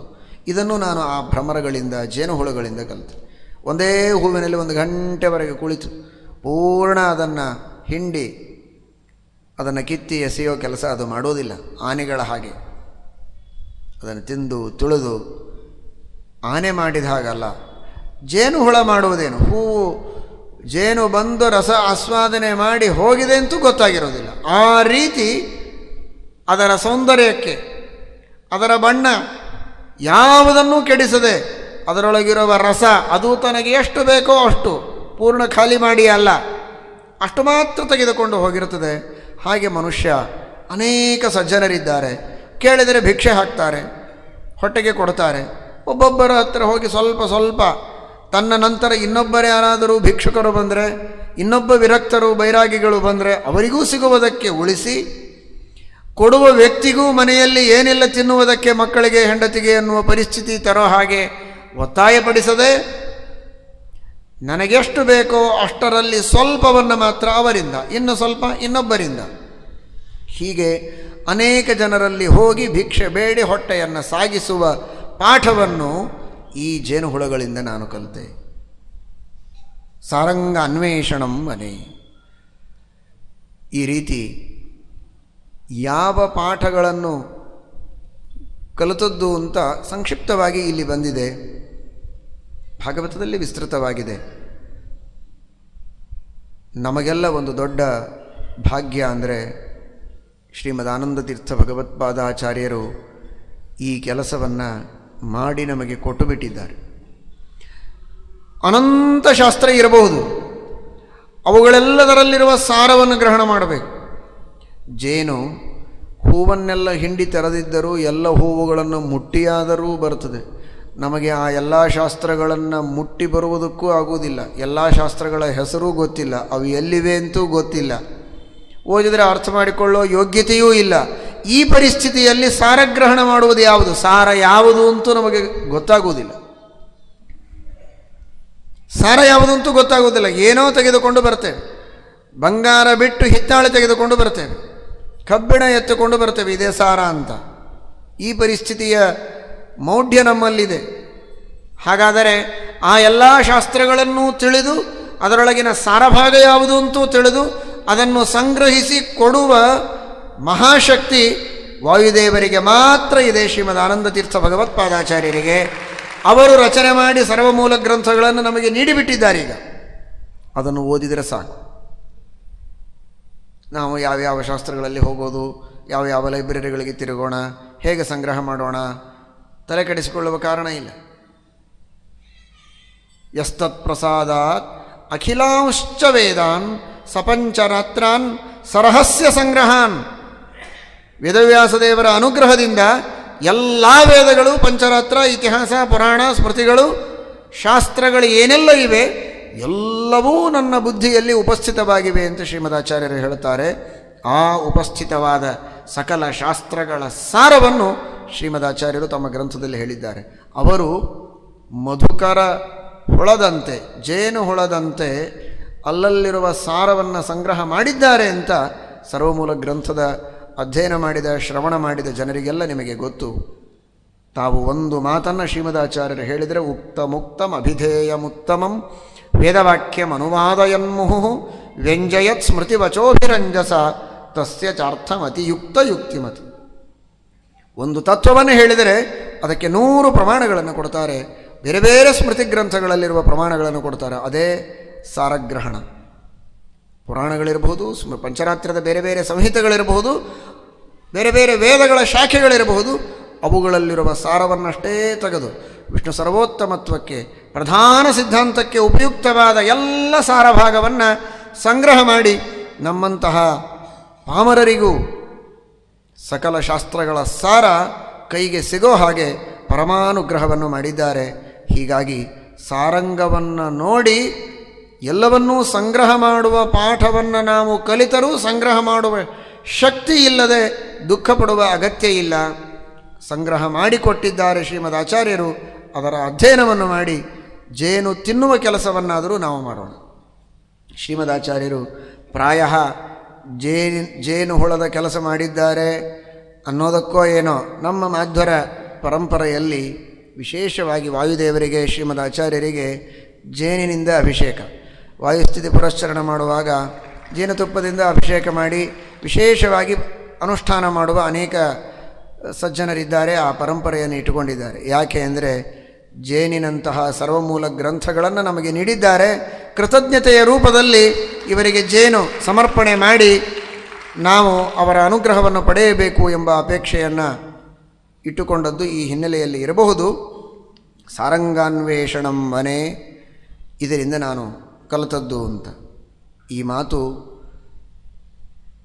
ನಾವು ಪಾಠ ಕಲಿಯುವುದು ಒಂದು, ದೇವರ ಮಹಿಮೆಯನ್ನು ಮತ್ತೆ ಇಲ್ಲಿ ಚಿಂತನೆ ಮಾಡಬೇಕು. ಇದು ಕಲಿಯುವ ಪಾಠ. ಇನ್ನು ದೇವರನ್ನು ಚಿಂತಿಸುವ ಮಹಿಮೆ ಏನಿಲ್ಲಿ ನೋಡಿ. ಆ ಭ್ರಮರದಲ್ಲಿ ಇರುವೆಗಿದ್ದ ಹಾಗೆ, ಪಕ್ಷಿಗಳಿಗಿದ್ದ ಹಾಗೆ, ಏನು ಹುಳ ಅದು, ಬರೀ ಕಡಿದು ಮೈಯೆಲ್ಲ ತುರಿಸೋ ಹಾಗೆ, ಉರಿಯೋ ಹಾಗೆ ಮಾಡುತ್ತೆ, ಇಷ್ಟೇ ಅಂತ ತಿಳಿದಿದ್ದೀರ. ಎಂಥ ಗುಣ ಅದರದು. ಆ ಸಾರವನ್ನು ಗ್ರಹಣ ಮಾಡುವ ಶಕ್ತಿಯನ್ನು ಆ ಸಣ್ಣ ಹುಳಗಳಿಗೆ ಕೊಟ್ಟಿದ್ದಾನೆ. ಇದೆಲ್ಲ ದೇವರು ಕೊಟ್ಟದ್ದು ನೋಡಿ ಅಹಂಕಾರ ಖಂಡನೆಗೆ. ಮರೆಯೋದು ಬೇಡ ನಾವು. ಕೆಲವರು ಹೇಳ್ತಿರ್ತಾರೆ ಇನ್ಯಾವುದರೊಳಗೂ ಪಾಂಡಿತ್ಯ ಇಲ್ಲ, ಒಂದರೊಳಗಿದೆ, ಊಟದಲ್ಲಿ ಪಾಂಡಿತ್ಯ ಇದೆ, ಚೆನ್ನಾಗಿ ಊಟ ಮಾಡ್ಬೋದು ನಾವು ಅಂತ. ಅದೂ ಬೇಡ ನಿನಗೆ ಅಹಂಕಾರ ಅಂತಾರೆ. ಊಟ ಮಾಡುವುದರೊಳಗೆ ಪಾಂಡಿತ್ಯ ಇದೆ ಅಂತನ್ನೋದಷ್ಟು ಅಹಂಕಾರ ನಮಗೆ ಸಲ್ಲದು. ಶಾಸ್ತ್ರದಲ್ಲಿ ಪಾಂಡಿತ್ಯ ಇಲ್ಲ, ಕಲೆಗಳಲ್ಲಿ ಇಲ್ಲ, ಸಂಗೀತದಲ್ಲಿ ಇಲ್ಲ, ಬೇಡ. ಊಟದೊಳಗಾದರೂ ಪಾಂಡಿತ್ಯ ಇದೆಯಾ ನೋಡು. ಆ ಜೇನು ಹೇಗೆ ಊಟ ಮಾಡಿತು. ನೀನು ಕಂಡದ್ದೆಲ್ಲ ಗಬಗಬ ಅಂತ ತಿಂದು ಹೊಟ್ಟೆಯನ್ನು ತುಂಬಿಕೊಳ್ತೀಯ, ಅದರೊಳಗಿನ ಸಾರಭಾಗವನ್ನು ಅಷ್ಟೇ ತೆಗೆಯುವ ಕೆಲಸವನ್ನು ಮತ್ತೆ ಪ್ರತ್ಯೇಕವಾಗಿ ಒಳಗೆ ಮಾಡಬೇಕು ದೇವರು. ಅಸಾರ ಭಾಗವನ್ನು ಹೊರಗೆ ಸಾರಭಾಗ ಮಾತ್ರ ಉಳಿಯೋ ಹಾಗೆ ದೇವರು ಮತ್ತೆ ಸ್ಪೆಷಲ್ಲಾಗಿ ಕೆಲಸ ಮಾಡಬೇಕು. ನಾವು ಮಾಡಿಲ್ಲ ಅಂತ ಮನೆ ತುಂಬ ಮಕ್ಕಳೆಲ್ಲ ಹೊಲಸು ಮಾಡ್ತಾರೆ, ಏನೇನೋ ಮಾಡ್ತಾರೆ, ಮತ್ತೆ ತಂದೆ ತಾಯಿಗಳು ಅದನ್ನೆಲ್ಲ ಸರಿಪಡಿಸಿ ಸ್ವಚ್ಛ ಮಾಡಿ ಇಡಬೇಕಲ್ಲ. ಯಾಕೆ? ಮಕ್ಕಳಿಗೆ ವಿವೇಕ ಇಲ್ಲ ಅಂತ. ಮಕ್ಕಳಿಗೇನೆ ಮನೆಯನ್ನು ಸ್ವಚ್ಛವಾಗಿಡುವ ಪಾಂಡಿತ್ಯ ಇದ್ದರೆ ಆ ಕೆಲಸ ತಂದೆ ತಾಯಿಗಳಿಗೆ ಬರೋದಿಲ್ವಲ್ಲ. ಹಾಗೆ ನಮಗೆ ಆ ಪಾಂಡಿತ್ಯ ಇದ್ದರೆ ದೇವರಿಗೆ ಆ ಕೆಲಸ ಇರಲಿಲ್ಲ ಪಾಪ. ಆದರೆ ನಮಗೆ ಆ ಪಾಂಡಿತ್ಯ ಇಲ್ಲ, ತಿನ್ನೋದ್ರೊಳಗೂ ಪಾಂಡಿತ್ಯ ಇಲ್ಲ. ಇದು ಬೇಕೋ ಬೇಡವೋ ಎಲ್ಲವನ್ನೂ ಒಳಗೆ ಹಾಕ್ಕೊಂಡ್ಬಿಡೋದು. ಅದರೊಳಗೆ ಯಾವುದು ಅಸಾರ ಅದನ್ನು ತೆಗೆದು ಸಾರ ಮಾತ್ರ ಉಳಿಸೋ ಕೆಲಸ ದೇವರು ಮಾಡಬೇಕಾಗಿದೆ. ಹೀಗಾಗಿ ಆ ಭಗವಂತನ ಅನುಗ್ರಹ ನಮಗೆ ಬೇಕು. ಅದರೊಳಗೂ ನಮಗೆ ಪಾಂಡಿತ್ಯ ಇಲ್ಲ, ಅದರೊಳಗೂ ಅಹಂಕಾರ ಬೇಡ. ನೋಡಿ ಆ ಹುಳಕ್ಕೆ ಎಷ್ಟು ಪಾಂಡಿತ್ಯ ಇದೆ. ತನಗೇನು ಬೇಡ ಅದನ್ನು ಬಿಟ್ಟುಬಿಡ್ತು. ಯಾವ ಸಾರಭಾಗ ಅಷ್ಟನ್ನು ಮಾತ್ರ ತಾನು ಸ್ವೀಕಾರ ಮಾಡಿ ಬಂದಿದೆ. ಇದು ಆ ಹುಳದಲ್ಲಿರುವಂತಹ ದೊಡ್ಡದಾದ ಗುಣ. ಅಸಾರವನ್ನು ದೂರ ಸರಿಸಿ ಸಾರವನ್ನು ಮಾತ್ರ ಗ್ರಹಣ ಮಾಡುವ ಕಲೆ ಊಟ ಮಾಡುವುದರೊಳಗೂ ನಮಗಿಲ್ಲ, ಆ ಹುಳಕ್ಕಿದೆ. ಯಾವುದರೊಳಗೂ ನಾವು ದೊಡ್ಡವರಲ್ಲ, ನಮ್ಮನ್ನು ಮೀರಿದ ಮಹಾತ್ಮರಿದ್ದಾರಲ್ಲ, ನಮ್ಮನ್ನು ಮೀರಿದ ಹುಳಗಳಿವೆ, ನಮ್ಮನ್ನು ಮೀರಿದ ಕ್ರಿಮಿಗಳಿವೆ. ನಾವು ಕೀಟಕ್ಕಿಂತಲೂ ಕ್ರಿಮಿಗಿಂತಲೂ ನೀಚವಾದ ಸ್ಥಿತಿಯಲ್ಲಿ ಕೆಲವು ಪ್ರಸಂಗಗಳಲ್ಲಿ ಇದ್ದೇವೆ. ಇದೇ ಮಾನವನಿಗೆ ಅನೇಕ ದೊಡ್ಡಸ್ತಿಕೆಗಳಿವೆ, ಇಲ್ಲ ಅಂತಲ್ಲ. ಆದರೆ ಆ ದೊಡ್ಡಸ್ತಿಕೆಗಳನ್ನು ಕೊಟ್ಟದ್ದಕ್ಕೆ ದೇವರಾಗಿ ಕೃತಜ್ಞರಾಗಿರೋಣ. ಆದರೆ ಅಹಂಕಾರ ಬೇಡ. ನಮ್ಮನ್ನು ಮೀರಿದ ಪಶುಪಕ್ಷಿಗಳು ಕ್ರಿಮಿಕೀಟಗಳಿವೆ ಅಂತ ತಿಳಿಯೋಣ. ಹಂದಿಗಳಿಗೆ ಶಕ್ತಿ ಇದೆ. ಎಷ್ಟು ದೂರದ ಶಬ್ದವಾದರೂ ಕಾಡು ಹಂದಿಗಳಿಗೆ ಕೇಳಿಸ್ತದಂತೆ. ಟೀಕಾಕೃತ್ಪಾದರು ತತ್ವನಿರ್ಣಯ ಟೀಕೆಯಲ್ಲಿ ಹೇಳ್ತಾರೆ, ಅತೀ ದೂರದ್ದನ್ನು ಕೇಳುತ್ತವೆ. ಹದ್ದುಗಳು ಎಷ್ಟೋ ದೂರ 6 ಕಿಲೋಮೀಟರ್ ಮೇಲೆ ಹಾರತಾ ಇದ್ದರೂ ಕೆಳಗೆ ನದಿಯಲ್ಲಿ ಏನಿದೆ, ಮೀನು ಕಾಣಿತು ಅಂದರೆ ನೇರವಾಗಿ ಬಂದು ಮೀನು ಹಿಡ್ಕೊಂಡು ಹಾರಿ ಹೋಗಿಬಿಡ್ತು. ಅದರ ಪಕ್ಕದಲ್ಲೇ ಸಂಧ್ಯಾವಂದನೆ ಮಾಡ್ತಾ ನೀವು ಕುಳಿತಿರ್ತೀರಿ, ಮೀನು ಕಂಡಿರೋದಿಲ್ಲ ನಿಮಗೆ. ಅಲ್ಲಿರುವ ಹದ್ದಿಗೆ ಕಾಣಿಸ್ತೀವಿ. ದೂರದೃಷ್ಟಿ, ದೂರಶ್ರವಣ. ಘಮಘಮ ಅಂತ ವಾಸನೆ, ಗಂಧ ಹಚ್ಚಿದರೆ, ಸೆಂಟ್ ಹಾಕಿದರೆ, ಅಥವಾ ಇನ್ನೇನೋ ಕಸ್ತೂರಿ ಇಟ್ಟರೆ, ಅಥವಾ ಭಾರಿ ಹೊಲಸು ವಾಸನೆ ಏನರೇ ಇದ್ದರೆ ನಮಗೆ ಬರುತ್ತದೆ. ಆದರೆ ಸುಮ್ಮನೆ ಯಾರೋ ಬಂದರು ಹೋದರು ಏನು ವಾಸನೆ ಗೊತ್ತಾಗೋದಿಲ್ಲ. ಆದರೆ ನಾಯಿಗೆ ಸುಮ್ಮನೆ ಒಂದು ಬಾರಿ ಹೆಜ್ಜೆ ಇಟ್ಟು ಕೈ ಮುಟ್ಟಿ ಹೋದ ಕಳ್ಳ ಅಂದರೆ ಆ ಕೈ ಮುಟ್ಟಿ ಹೋದದ್ದರ ವಾಸನೆಯನ್ನು ನೋಡಿ ಅದೇ ವಾಸನೆ ಇರುವಂತಹ, ಅದನ್ನು ನೆನಪಿನಲ್ಲಿಟ್ಟುಕೊಂಡು ಅದೇ ವಾಸನೆ ಇರುವಂತಹ ಕಳ್ಳನನ್ನು ಹುಡುಕಿ ಕೊಡ್ತದೆ ನಾಯಿ. ಅಂದರೆ ನಾಚಿಕೆ ಆಗೋದು ಬೇಡವಾ ನಾಯಿಯನ್ನು ನೋಡಿ? ನಮಗೇನು ಗೊತ್ತಾಗೋದಿಲ್ಲ. ಆ ನಾಯಿಗೆ ಹೇಳಿ ನಮಸ್ಕಾರ ಮಾಡೋದೊಂದು ಉಳಿದಿರ್ತದೆ ಅಲ್ವಾ? ಪೊಲೀಸರ ನಾಯಿಗೆ ಶರಣು ಹೋಗೋದಲ್ವಾ? ತೋರ್ಸು ಮಾರಾಯ, ಕಳ್ಳರನ್ನು ಹುಡುಕಿ ಕೊಟ್ಟದ್ದಕ್ಕೆ ಹಣ ನಮಗೆ, ಬ್ರೆಡ್ ಮಾತ್ರ ನಿನಗೆ, ಆದರೆ ತೋರಿಸಿಕೊಟ್ಟು ಉಪಕಾರ ಮಾಡು. ಹಾಗಾದರೆ ನಾಯಿಗೆ ವಾಸನೆಯನ್ನು ಗುರುತು ಹಿಡಿದದ್ದನ್ನು ನೆನಪಿನಲ್ಲಿ ಇಟ್ಟುಕೊಳ್ಳುವಂತಹ ವಿಚಿತ್ರವಾದ ಶಕ್ತಿ ನಾಯಿಗಿದೆ, ಹಂದಿಗಿದೆ. ಶಬ್ದ ಕೇಳುವ ಶಕ್ತಿ, ದೂರದೃಷ್ಟಿ ಹದ್ದುಗಳಿಗಿದೆ. ಸಾರಗ್ರಹಣ ಮಾಡುವ ಶಕ್ತಿ ಈ ಭ್ರಮರಕ್ಕೆ ಇದೆ. ಇದು ಯಾವುದೂ ನನ್ನಲ್ಲಿ ಇಲ್ಲ. ನಾನೆಷ್ಟು ಸಾಮಾನ್ಯ, ನಾನು ಅನ್ನುವ ಅಹಂಕಾರವನ್ನು ನಾನು ಬಿಡಬೇಕು. ಸಾರಗ್ರಹಣ ಮಾಡುವ ಕಲೆಯನ್ನು ಜೀವನದಲ್ಲಿ ರೂಢಿಸಿಕೊಳ್ಳಬೇಕು. ನಾನು ಅಸಾರಗ್ರಹಣ ಮಾಡಿದಾಗಲೂ ಅದನ್ನು ದೂರ ಸರಿಸಿ ಸಾರವನ್ನು ಮಾತ್ರ ಉಳಿಸಿ ರಕ್ಷಣೆ ಮಾಡುವ ದೇವರ ಉಪಕಾರವನ್ನು ಸ್ಮರಿಸಿ ಕೃತಜ್ಞನಾಗಿರಬೇಕು. ಇದನ್ನು ಆ ಸಾರಂಗವನ್ನು ಅರ್ಥಾತ್ ಭ್ರಮರವನ್ನು ನೋಡಿದಾಗ ನಾನು ಕಲಿತದ್ದು ಎಂಬುದಾಗಿ ಬೋಧ್ಯ ಎಂಬ ಋಷಿ ಸಾರಂಗ ಅನ್ವೇಷಣಮ್ಮನೆ ಎಂಬುದಾಗಿ ತಿಳಿಸ್ತಾ ಇದ್ದಾನೆ. ಜೇನುತುಪ್ಪದಿಂದ ಅಭಿಷೇಕ ಮಾಡ್ತಾ ಇರ್ತೀರಿ, ಅಥವಾ ಪಂಚಾಮೃತದ ಅಭಿಷೇಕವನ್ನು ದೇವರಿಗೆ ಸೇವೆ ಕೊಟ್ಟು ಮಾಡಿಸ್ತೀರಿ. ನೀವೇ ನಿಮ್ಮ ಮನೆಯಲ್ಲಿಯೂ ಮಾಡ್ತಾ ಇರಬಹುದು. ಆ ಪ್ರಸಂಗದಲ್ಲಿ ಈ ಅನುಸಂಧಾನ ಬರಲಿ. ಇವತ್ತು ಭಾಳ ಸಮಾಧಾನ ಆಯ್ತು ನೋಡಿ. ಒಂದು 2 kg ಜೇನುತುಪ್ಪ, ತುಪ್ಪ ಒಂದು 2 kg, 10 ಲೀಟರ್ ಹಾಲು, ಒಂದು 10 kg ಮೊಸರು, ಬೇಕಾದಷ್ಟು ಒಂದು 25 ಡಜನ್ ಬಾಳೆಹಣ್ಣು ಅಭಿಷೇಕ ಮಾಡಿ ಮನಸ್ತೃಪ್ತಿಯಾಗಿ ಮಾಡಿಬಿಟ್ಟೆ. ಏನು ದೇವರಿಗೆ ಹೊಟ್ಟೆ ತುಂಬ ಆಗಿಬಿಟ್ಟಿದೆ ಅಂತ. ನಾನು ಮಾಡಿದೆ, ಇಷ್ಟೆಲ್ಲ ಮಾಡಿದೆ, ದೇವರಿಗೆ ಬೇಕಾದಷ್ಟಾಯಿತು, ಈ ಭಾವನೆ ನಮಗೆ ಬರಬಾರ್ದು. ನಾವು ಸ್ವಲ್ಪನೇ ಮಾಡೋಣ, ಬಹಳನೇ ಮಾಡೋಣ, ದೇವರ ಶಕ್ತಿ ಇದ್ದಷ್ಟು ಕೊಟ್ಟಷ್ಟು ಮಾಡೋಣ. ಆದರೆ ನಾನು ಮಾಡಿದೆ, ನನ್ನ ವಸ್ತುಗಳು ಅನ್ನುವ ಭಾವನೆ ಬರಬಾರ್ದು. ಇದರೊಳಗೆ ಏನು ನನ್ನದಿದೆ ಹೇಳಿ? ಯಾವುದು ತೆಗೆದುಕೊಂಡರೂ ಸರಿ, ಹಾಲೇ ಇರಬಹುದು, ಮೊಸರೇ ಇರಬಹುದು, ಜೇನೇ ಇರಬಹುದು. ಆ ಹುಳಗಳನ್ನು ಸೃಷ್ಟಿ ಮಾಡಿದವರು ನಾವಲ್ಲ. ಅದರಲ್ಲಿರುವ ಸಾರಗ್ರಹಣ ಶಕ್ತಿಯನ್ನು ಕೊಟ್ಟವರು ನಾವಲ್ಲ. ಹೂವುಗಳ ಸೃಷ್ಟಿ ಮಾಡಿದವರು ನಾವಲ್ಲ. ಹೂವುಗಳಲ್ಲಿ ಆ ಮಕರಂದವನ್ನು ಸೃಷ್ಟಿ ಮಾಡಿದವರು ನಾವಲ್ಲ. ಆ ಮಕರಂದಕ್ಕಿರುವ ತನ್ನದೇ ಆದ ಗಂಧಗಳನ್ನು ಸೃಷ್ಟಿ ಮಾಡಿದವರು ನಾವಲ್ಲ. ರುಚಿ ಕೊಟ್ಟವರು ನಾವಲ್ಲ. ಅವುಗಳೆಲ್ಲವನ್ನು ಸೇರಿಸಿ ಒಂದು ಕಡೆಗೆ ತಂದಿಡಬೇಕು ಅನ್ನುವ ಬುದ್ಧಿಯನ್ನು ಕೊಟ್ಟವರು ನಾವಲ್ಲ. ಎಲ್ಲವನ್ನೂ ತಾನೇ ತಿಂದು ಕರಗಿಸಿಕೊಂಡಿದ್ರೆ ಏನು ಮಾಡ್ತಿದ್ವಿ? ತಂದು ಇಡತ್ತಲ್ಲ. ಆ ರೀತಿ ಅವುಗಳನ್ನೆಲ್ಲವನ್ನು ತಂದು ತಂದು ಒಂದು ಕಡೆಗೆ ಸಂಗ್ರಹ ಮಾಡ್ತದೆ. ಇದನ್ನೂ ಕಲಿತಿದ್ದು ನಾನು. ನೋಡಿ, ಗುಣನೂ ಇದೆ, ದೋಷನೂ ಇದೆ. ದೋಷ ಏನು? ಎಲ್ಲವನ್ನೂ ತಂದು ತಂದು ತಂದು ಸಂಗ್ರಹ ಮಾಡಿ ಮಾಡಿ ಮಾಡಿ ಮಾಡಿ ಆಮೇಲೆ ತಿನ್ನೋಣ, ನಂತರ ತಿನ್ನೋಣ ಅಂತ ಇಡ್ತದೆ. ಒಂದು ದಿವಸ ಬರ್ತಾನೆ, ಅದನ್ನು ಹೊಡೆದು ಮಧುಹ ಅದನ್ನು ಹೊಡಿತಾನೆ, ತೆಗೆದುಕೊಂಡು ಹೋಗಿಬಿಡ್ತಾನೆ ಅಷ್ಟೆ. ಇನ್ನೊಬ್ಬ ಬಂದು ಅಂದರೆ ಜೀವನದಲ್ಲಿ ನಾಳೆಗೆ, ನಾಡದ್ದಿಗೆ, ಆಮೇಲೆ ಮತ್ತೆ ಮುಂದೆ ಮಕ್ಕಳಿಗೆ, ಮೊಮ್ಮಕ್ಕಳಿಗೆ ಅಂತ ನಾವೆಲ್ಲ ಸಂಗ್ರಹ ಮಾಡಿ ಇಟ್ಟದ್ದು ನಮ್ಮ ಯೋಚನೆಯಂತೆಯೇ ಆಗತ್ತೆ ಅಂತ ನಾವು ಅಂದ್ಕೊಂಡಿರ್ತೇವೆ. ಯಾರೋ ಅದನ್ನು ತೆಗೆದುಕೊಂಡು ಹೋಗ್ತಾರೆ.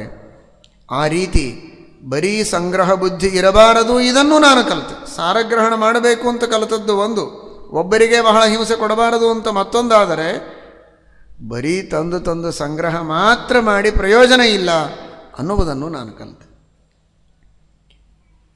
ಅಂತ ಅವನು ಹೇಳ್ತಾನೆ. ಹಾಗೆ ಆ ಜೇನಿನೊಳಗೆ ಯಾವುದೂ ನನ್ನದಲ್ಲ, ಎಲ್ಲವೂ ದೇವರು ಮಾಡಿದ್ದು. ಅದನ್ನು ನಾನು ದೇವರಿಗೆ ಒಪ್ಪಿಸ್ತೇನೆ. ಆಕಳು, ಹುಲ್ಲು ಸೃಷ್ಟಿ ಮಾಡಿದ್ದು ನಾನಲ್ಲ, ಆಕಳು ಮಾಡಿದ್ದು ನಾನಲ್ಲ. ಹುಲ್ಲು ತಿಂದರೆ ಹಾಲಾಗುವ ಶಕ್ತಿ ಆಕಳಿನಲ್ಲಿದೆ, ಇನ್ಯಾವ ಪ್ರಾಣಿಗಳಿಗೂ ಇಲ್ಲ. ಅಂತಹ ಶಕ್ತಿಯನ್ನು ಆಕಳಿಗೆ ಕೊಟ್ಟವನು ನಾನಲ್ಲ. ಹಾಲಿಗೆ ಮೊಸರು ಮಾಡುವ ಶಕ್ತಿ, ಹೆಪ್ಪ ಹಾಕಿದರೆ ಮೊಸರಾಗತ್ತೆ, ಆ ಬ್ಯಾಕ್ಟೀರಿಯಾಗಳು, ಅವುಗಳಲ್ಲಿರುವಂತಹ ಶಕ್ತಿ ಕೊಟ್ಟವರು ಯಾರು?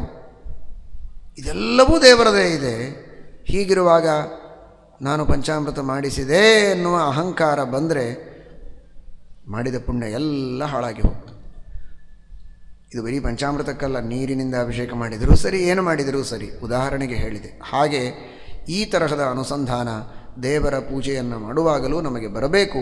ಇದನ್ನು ಬೋಧ್ಯ ಎಂಬ ಋಷಿಯ ಒಂದು ಸಂದೇಶದಿಂದ ನಾವು ಅರ್ಥ ಮಾಡಿಕೊಳ್ಳಬೇಕು. ನಿನ್ನೆ ದಿವಸ ಶ್ರೀಕೃಷ್ಣ ಪರಮಾತ್ಮ ತನ್ನ ಅನೇಕ ರೂಪಗಳಿಂದ ಅನೇಕ ಲೀಲೆಗಳನ್ನು ತೋರಿಸ್ತಾ ಅಮೃತ ಮಥನದ ಪ್ರಸಂಗದಲ್ಲಿ ಭಗವಂತ ನಾನಾ ರೂಪಗಳನ್ನು ತಾಳಿದ್ದಾನೆ. ಅದನ್ನು ನಾವು ಕಂಡಿದ್ದೇವೆ.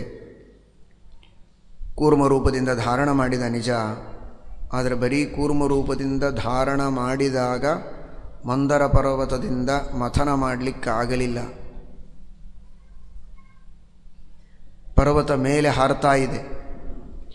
ಇವರಿಬ್ಬರ ಬಲ, ದೇವತೆಗಳು ದಾನವರು, ಎಂತಹ ಮಹಾಬಲಶಾಲಿಗಳು ಒಬ್ಬೊಬ್ಬರು. ಅವರ ಅಂತಹ ಮಹಾಬಲದಿಂದ ಅದನ್ನು ಘರ್ಷಣೆ ಮಾಡ್ತಾ ಇದ್ದರೆ, ಮಥನ ಮಾಡ್ತಾ ಇದ್ದರೆ ಮೇಲೆ ಹಾರ್ತಾ ಇದೆ. ಮೇಲೆ ಹಾರದೇ ಇದ್ದಾಗ ಒಂದು ಕೈಯಿಂದ ಹಿಡಿದಿದ್ದಾನೆ ಭಗವಂತ ಅದನ್ನು. ಉಪರಿ, ಕೆಳಗೆ ಮುಳುಗಬಾರದು ಅಂತ ಕೆಳಗಿದ್ದಾನೆ. ಅಧಶ್ಚ, ಭಾರೀ ಪ್ರಯತ್ನವನ್ನು ಮಾಡಿ ಅದನ್ನು ಸೆಳೆಯಬೇಕು. ಅಂತಹ ಪ್ರಯತ್ನ, ಆ ತರಹದ ಒಂದು ಮನೋಬಲ ಕೊಡುವುದಕ್ಕೆ ಇವರ ಮನಸ್ಸಿನಲ್ಲಿಯೂ ಇವರ ಪ್ರಯತ್ನದಲ್ಲಿಯೂ ಭಗವಂತ ಇದ್ದಾನೆ. ಆತ್ಮನಿ, ಅವರ ಜೀವಸ್ವರೂಪದೊಳಗೂ ಸೇರಿಕೊಂಡಿದ್ದಾನೆ. ಧೈರ್ಯ ಬೇಕಾದ್ದಾಗಲಿ ನಾವು ಇದನ್ನು ಸಾಧಿಸಿಯೇ ತೀರಬೇಕು ಅಂತ ಅವರ ಧೈರ್ಯದೊಳಗೂ ದೇವರು ಧೈರ್ಯ ರೂಪದಿಂದ ಇದ್ದಾನೆ. ಆತ್ಮ ಧೃತವು ಪ್ರಯತ್ನೇ ಮನಸ್ಸಿ ಜೀವೆ. ಆತ್ಮಶಬ್ದಕ್ಕೆ ಅನೇಕ ಅರ್ಥಗಳಿವೆ. ಶ್ರೀಮದಾಚಾರ್ಯರು ಆತ್ಮನಿ ಎಂದಿದ್ದಾರೆ. ಅವರ ಜೀವಸ್ವರೂಪದಲ್ಲಿ, ಅವರ ಮನಸ್ಸಿನಲ್ಲಿ, ಧೈರ್ಯದಲ್ಲಿ, ಪ್ರಯತ್ನದಲ್ಲಿ, ಎಲ್ಲದರೊಳಗೂ ಪರಮಾತ್ಮ ಸೇರಿಕೊಂಡಿದ್ದಾನೆ. ನೇತ್ರ ಗೋತ್ರಯೋಹೋ, ಆ ವಾಸುಕಿ ಸರ್ಪವನ್ನು ಹಾಕಿ ಅದನ್ನು ಮಥನ ಮಾಡಬೇಕಾದರೆ ಆ ವಾಸುಕಿ ಸಾಯೋ ಪ್ರಸಂಗ, ಇಂಥವರ ಬಲದಿಂದ ಅದನ್ನು ಗಟ್ಟಿಯಾಗಿ ಹಿಚುಕಿ ಮಥನ ಮಾಡಿದರೆ ಸಾಯುವ ಪ್ರಸಂಗ. ಅದರೊಳಗೆ ಮತ್ತೆ ದೇವರು ಹೋಗಿ ವಾಸುಕಿಗೆ ಶಕ್ತಿ ಕೊಟ್ಟಿದ್ದಾನೆ. ಸರ್ಪಾಣಾಮಸ್ಮಿ ವಾಸುಕಿ, ಭಗವದ್ಗೀತೆಯಲ್ಲಿ ಕೃಷ್ಣ ಹೇಳ್ತಾನೆ ಸರ್ಪಗಳಲ್ಲಿ ವಾಸುಕಿ ಅಂತ. ಯಾಕೆ ಅಂದರೆ ಪರಮಾತ್ಮ ವಾಸ ಮಾಡುವವರಿಗೆ ಸುಖವನ್ನು ಕೊಡ್ತಾನೆ. ಆದ್ದರಿಂದ ವಾಸುಕಿಯಾಗಿ, ವಾಸುಕಿ ಎಂಬ ಸರ್ಪದಲ್ಲಿ ತಾನು ಇದ್ದ. ಪರ್ವತ ಪುಡಿಯಾಗುವ ಪ್ರಸಂಗ, ಪರ್ವತದಲ್ಲಿ ಗಟ್ಟಿಯಾಗಿ ಶಕ್ತಿ ಕೊಡುವುದಕ್ಕೆ ಅದರೊಳಗಿದ್ದ. ಪರ್ವತದ ಮೇಲೆ, ಪರ್ವತದ ಒಳಗೆ, ಪರ್ವತದ ಕೆಳಗೆ, ಪರ್ವತಕ್ಕೆ ಸುತ್ತಿದ ನಾಗದಲ್ಲಿ, ವಾಸುಕಿಯಲ್ಲಿ, ಪರ್ವತವನ್ನು ಮಥನ ಮಾಡುವ ದೇವತೆಗಳ ಮುಂಚೂಣಿಯಲ್ಲಿ ತಾನೇ ಅಜಿತನಾಮಕನಾಗಿ ನಿಂತು ಅದನ್ನು ಹಿಡಿದು ಎಳೆಯುತ್ತಾ ಇದ್ದಾನೆ. ಎಲ್ಲ ಕಡೆಗೆ ಭಗವಂತ ಇದ್ದು ಮಥನ ಮಾಡಿಸಿದ. ಮತ್ತೆ ಮುಂದೆ ಮೋಹಿನಿಯಾಗಿ ಬಂದ, ಅಮೃತವನ್ನು ಧನ್ವಂತರಿಯಾಗಿ ಅಮೃತ ಕೊಟ್ಟ ಅಮೃತವನ್ನು ವಿತರಣೆ ಮಾಡುವುದಕ್ಕೆ ಮತ್ತೆ ಮೋಹಿನಿಯಾಗಿ ಬಂದಿದ್ದ. ಇಷ್ಟು ರೀತಿಯಿಂದ ಬಂದು ದೇವತೆಗಳಿಗೆ ಅನುಗ್ರಹವನ್ನು ಮಾಡಿದ ಭಗವಂತ ಎಂಬುದಾಗಿ ಅಮೃತ ಮಥನದ ಪ್ರಸಂಗದಲ್ಲಿ ನಾವು ಕೇಳುತ್ತೇವೆ. ಹಾಗಾದರೆ ಭಗವಂತ ಕೃಷ್ಣ ಯಾಕೆ ಅಂತ ಕೂರ್ಮ ರೂಪದಿಂದ ಧಾರಣೆ ಮಾಡಿದ್ದರಿಂದ ಅದನ್ನು ತಿಳಿದಾಗಿದೆ. ಅಜಿತ ಎಂಬ ರೂಪದಿಂದ ಪರಮಾತ್ಮ ದೇವತೆಗಳ ಮುಂದೆ ತಾನೇ ನಿಂತು ಆ ಮಥನವನ್ನು ಮಾಡಿದ್ದಾನೆ. ಆದ್ದರಿಂದಲೂ ಪರಮಾತ್ಮ ಕೃಷ್ಣ. ಆಕರ್ಷತಿ ಇತಸ್ತತಃ, ಈಚೆ ಆಚೆ ಅದನ್ನು ಎಳೆದು ಮಥನ ಮಾಡಿ ತಾನೇ ಸ್ವತಃ ಅವರಿಗೆ ಅಮೃತ ಬರುವುದಕ್ಕೆ ಪೂರ್ಣವಾಗಿ ಅನುಗ್ರಹವನ್ನು ಮಾಡಿದ ಅಂತ ಹೇಳಿ ಅಮೃತ ಬಂತು. ಇಲ್ಲದಿದ್ದರೆ ಬರ್ತಾ ಇರಲಿಲ್ಲ ಇವರ ಪ್ರಯತ್ನದಿಂದ. ಅವರೆಲ್ಲ ಹತಾಶರಾಗಿ ತಿರುಗಿ ಹೋಗುವ ಪ್ರಸಂಗದಲ್ಲಿ ಧೈರ್ಯ ತುಂಬಿ ತಾನೇ ಎದುರಿಗೆ ನಿಂತು ಮಥನ ಮಾಡಿದ. ಆದ್ದರಿಂದ ಅವನು ಕೃಷ್ಣ. ಸರಿ, ಕರ್ಷಣೆ ಮಾಡಿದ್ದಕ್ಕೆ ಅಜಿತ ಕೃಷ್ಣ, ಸಂತೋಷ. ಆದರೆ ಅಷ್ಟು ಮಾತ್ರ ಅಲ್ಲ, ಪರ್ವತದೊಳಗಿದ್ದು ಮಥನ ಮಾಡಿಸಿಕೊಂಡವನೂ ದೇವರೇ. ಮಥನ ಯಾವುದರದ ಮಥನ ಮಾಡಿದ್ದು? ಪರ್ವತವನ್ನು ಇಟ್ಟು ಮಥನ ಮಾಡಿದ್ದು, ಸಮುದ್ರದ ಮಥನ. ಆದರೆ ಪರ್ವತದಿಂದ ಆ ಪರ್ವತವನ್ನು ಈಚೆ ಆಚೆ ಕರ್ಷಣೆ ಮಾಡಿದ್ದಲ್ವಾ, ಆಕೃಷ್ಯತೆ ಇತಿ ಆಕೃಷ್ಣ. ಅಜಿತನಾಗಿ ಕರ್ಷಣೆ ಮಾಡಿದವ ಅವ, ಪರ್ವತದೊಳಗಿದ್ದು ಕರ್ಷಣೆ ಮಾಡಿಸಿಕೊಂಡವನು ತಾನೇ. ಬಾಧ್ಯ ಬಾಧಕತಾಂಗತಃ ಅಂತ ಹೇಳ್ತಾರಲ್ವ, ಒಬ್ಬರಲ್ಲಿ ನಿಂತು ಹೊಡಿತಾನೆ, ಇನ್ನೊಬ್ಬರಲ್ಲಿ ನಿಂತು ಹೊಡಿಸಿಕೊಳ್ಳುವವನು ಅವನೇ. ಪೆಟ್ಟು ಅವನಿಗೆ ತಾಕುವುದಿಲ್ಲ, ದುಃಖ ಅವನಿಗೆ ಆಗೋದಿಲ್ಲ. ಆದರೆ ಹೊಡಿಸಿಕೊಳ್ಳುವವನು ಹೊಡಿಸಿಕೊಳ್ಳಬೇಕು ಅಂದರೆ ಒಳಗಿದ್ದು ಹೊಡಿಸಿಕೊಳ್ಳೋ ಹಾಗೆ ಮಾಡಬೇಕಲ್ಲ ದೇವರು. ಹಾಗೆ ಪರ್ವತದಲ್ಲಿದ್ದು ಎಳಿಸಿಕೊಳ್ಳುವ ರೀತಿಯಲ್ಲಿ ಶಕ್ತಿಯನ್ನು ಆ ಪರ್ವತಕ್ಕೆ ಕೊಟ್ಟು ತಾನೇ ಆಕೃಷ್ಯತೆ ದೇವೈಹಿ ದಾನವೈಶ್ಚ ಅಥವಾ ದೇವಗತೈಹಿ ಸ್ವಸ್ವರೂಪೈಹಿ. ದೇವತೆಗಳಲ್ಲಿ ತಾನೇ ಇದ್ದು ದಾನವರಲ್ಲಿಯೂ ತಾನೇ ಇದ್ದು ತನ್ನ ರೂಪಗಳಿಂದ ತಾನೇ ಕರ್ಷಣೆ ಮಾಡಿಸಿಕೊಂಡ ದೇವರು ಪರ್ವತದೊಳಗೆ ನಿಂತು ಒಂದು ರೂಪದಿಂದ. ಆದ್ದರಿಂದ ಪರ್ವತದೊಳಗಿದ್ದ ಭಗವಂತನೂ ಗೋತ್ರ ಅಂದರೆ ಪರ್ವತ, ಪರ್ವತದೊಳಗಿದ್ದ ಭಗವಂತನೂ ಕೃಷ್ಣ, ಕೆಳಗಿದ್ದವನೂ ಕೃಷ್ಣ, ಎಳೆದವನೂ ಕೃಷ್ಣ, ಇನ್ನು ಮೇಲಿದ್ದವ. ಸಮಯ ಆಯ್ತಾ? ಸಮಯ ಆಯ್ತು. ಮೇಲಿದ್ದ ಭಗವಂತನೂ ಕೃಷ್ಣ. ಯಾಕೆ ಅಂದರೆ ಕರ್ಷತಿ ಅಂತೂ ಇದೆ, ಕೃಷತಿ ಅಂತೂ ಇದೆ. ಇದು ಭ್ವಾದಿಗಣದಲ್ಲಿಯೂ ಉಂಟು, ತುದಾದಿಗಣದಲ್ಲಿಯೂ ಉಂಟು. ಅವಕೃಷತಿ ಅಂದರೆ ತಿರಸ್ಕಾರ ಮಾಡು ಅಂತ ಅರ್ಥ. ತಿರಸ್ಕಾರ ಮಾಡೋದು ಅಂದರೆ ಏನು? ಒಬ್ಬನನ್ನು ಕೆಳಗೊತ್ತೋದು ಅಂತ ಅರ್ಥ. ಆ ವ್ಯಕ್ತಿಗೆ ತಿರಸ್ಕಾರ ಮಾಡೋದು ಅಂದರೆ ಬೇರೆ ಅಲ್ಲ. ಅವನು ಸ್ವಲ್ಪ ಮೇಲೆ ಹೊರಟಿದ್ದಾನೆ ಅಂದರೆ ಕೆಳಗೆ ಹಾಕೋದು, ಅದೇ ತಿರಸ್ಕಾರ ಅಲ್ವಾ? ಅದಕ್ಕೆ ತಿರ್ಯಕ್ ಪ್ರಾಣಿಗಳು ಅಂತಾರೆ. ತಿರಸ್ಕಾರ ಅಂದರೆ ಕೆಳಗೆ ಹಾಕೋದು. ಅವಕೃಷತಿ ಇತಿ ಕೃಷ್ಣ. ಪರ್ವತ ಮೇಲೆ ಪುಟದ ಹಾರು ಹೋಗಬಾರದು ಅಂತ ಪರಮಾತ್ಮ ಒಂದು ರೂಪದಿಂದ ಮೇಲಿದ್ದು ಅವಕೃಷತಿ, ಅದನ್ನು ಕೆಳಗೆ ಬತ್ತುತ್ತಾನೆ. ಆದ್ದರಿಂದ ಭಗವಂತ ಕೃಷ್ಣ.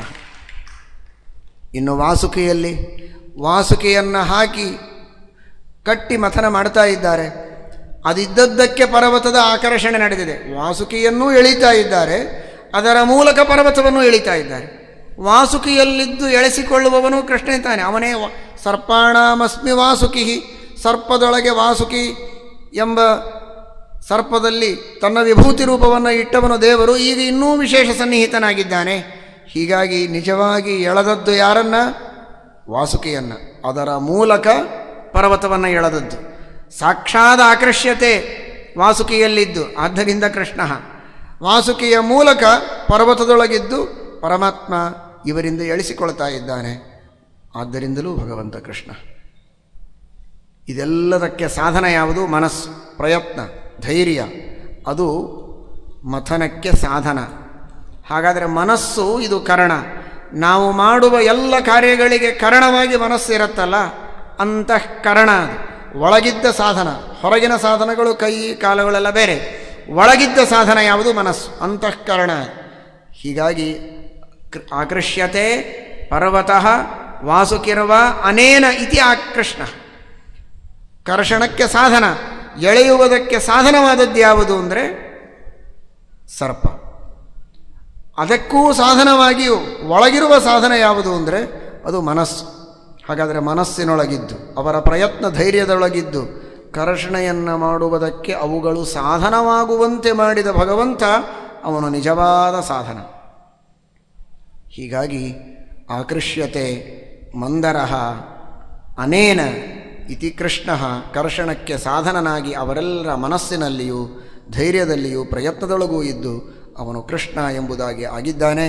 ಹೀಗಾಗಿ ಶ್ರೀಮದಾಚಾರ್ಯರು ಅಮೃತಮಥನದ ಪ್ರಸಂಗದಲ್ಲಿ ಹೇಳಿದ ಉಪರ್ಯಧಶ್ಚಾತ್ಮನಿ ನೇತ್ರಗೋತ್ರಯೋ ತ್ವಯಾಪರೇಣ ಆವಿಶತ ಸಮೇಧಿತಾ ಮಮಂಥುರಬ್ಧಿಂ ಸಹಸಾ ಮದೋತ್ಕಟಾ ಸುರಾಸುರಾ ಕ್ಷೋಭಿತ ನಕ್ರಚಕ್ರಂ ಅಂತ ಹೇಳಿದ ಆ ಎಲ್ಲ ಭಗವದ್ರೂಪಗಳು ಕೂಡ ಶ್ರೀಕೃಷ್ಣನ ರೂಪಗಳಾದದ್ದರಿಂದ ಕೃಷ್ಣ ಎಂಬ ಶಬ್ದದ ಅರ್ಥದಲ್ಲಿ ನಾವು ಅನುಸಂಧಾನವನ್ನು ಮಾಡಬಹುದು. ಶ್ರೀಕೃಷ್ಣಾರ್ಪಣಮಸ್ತು.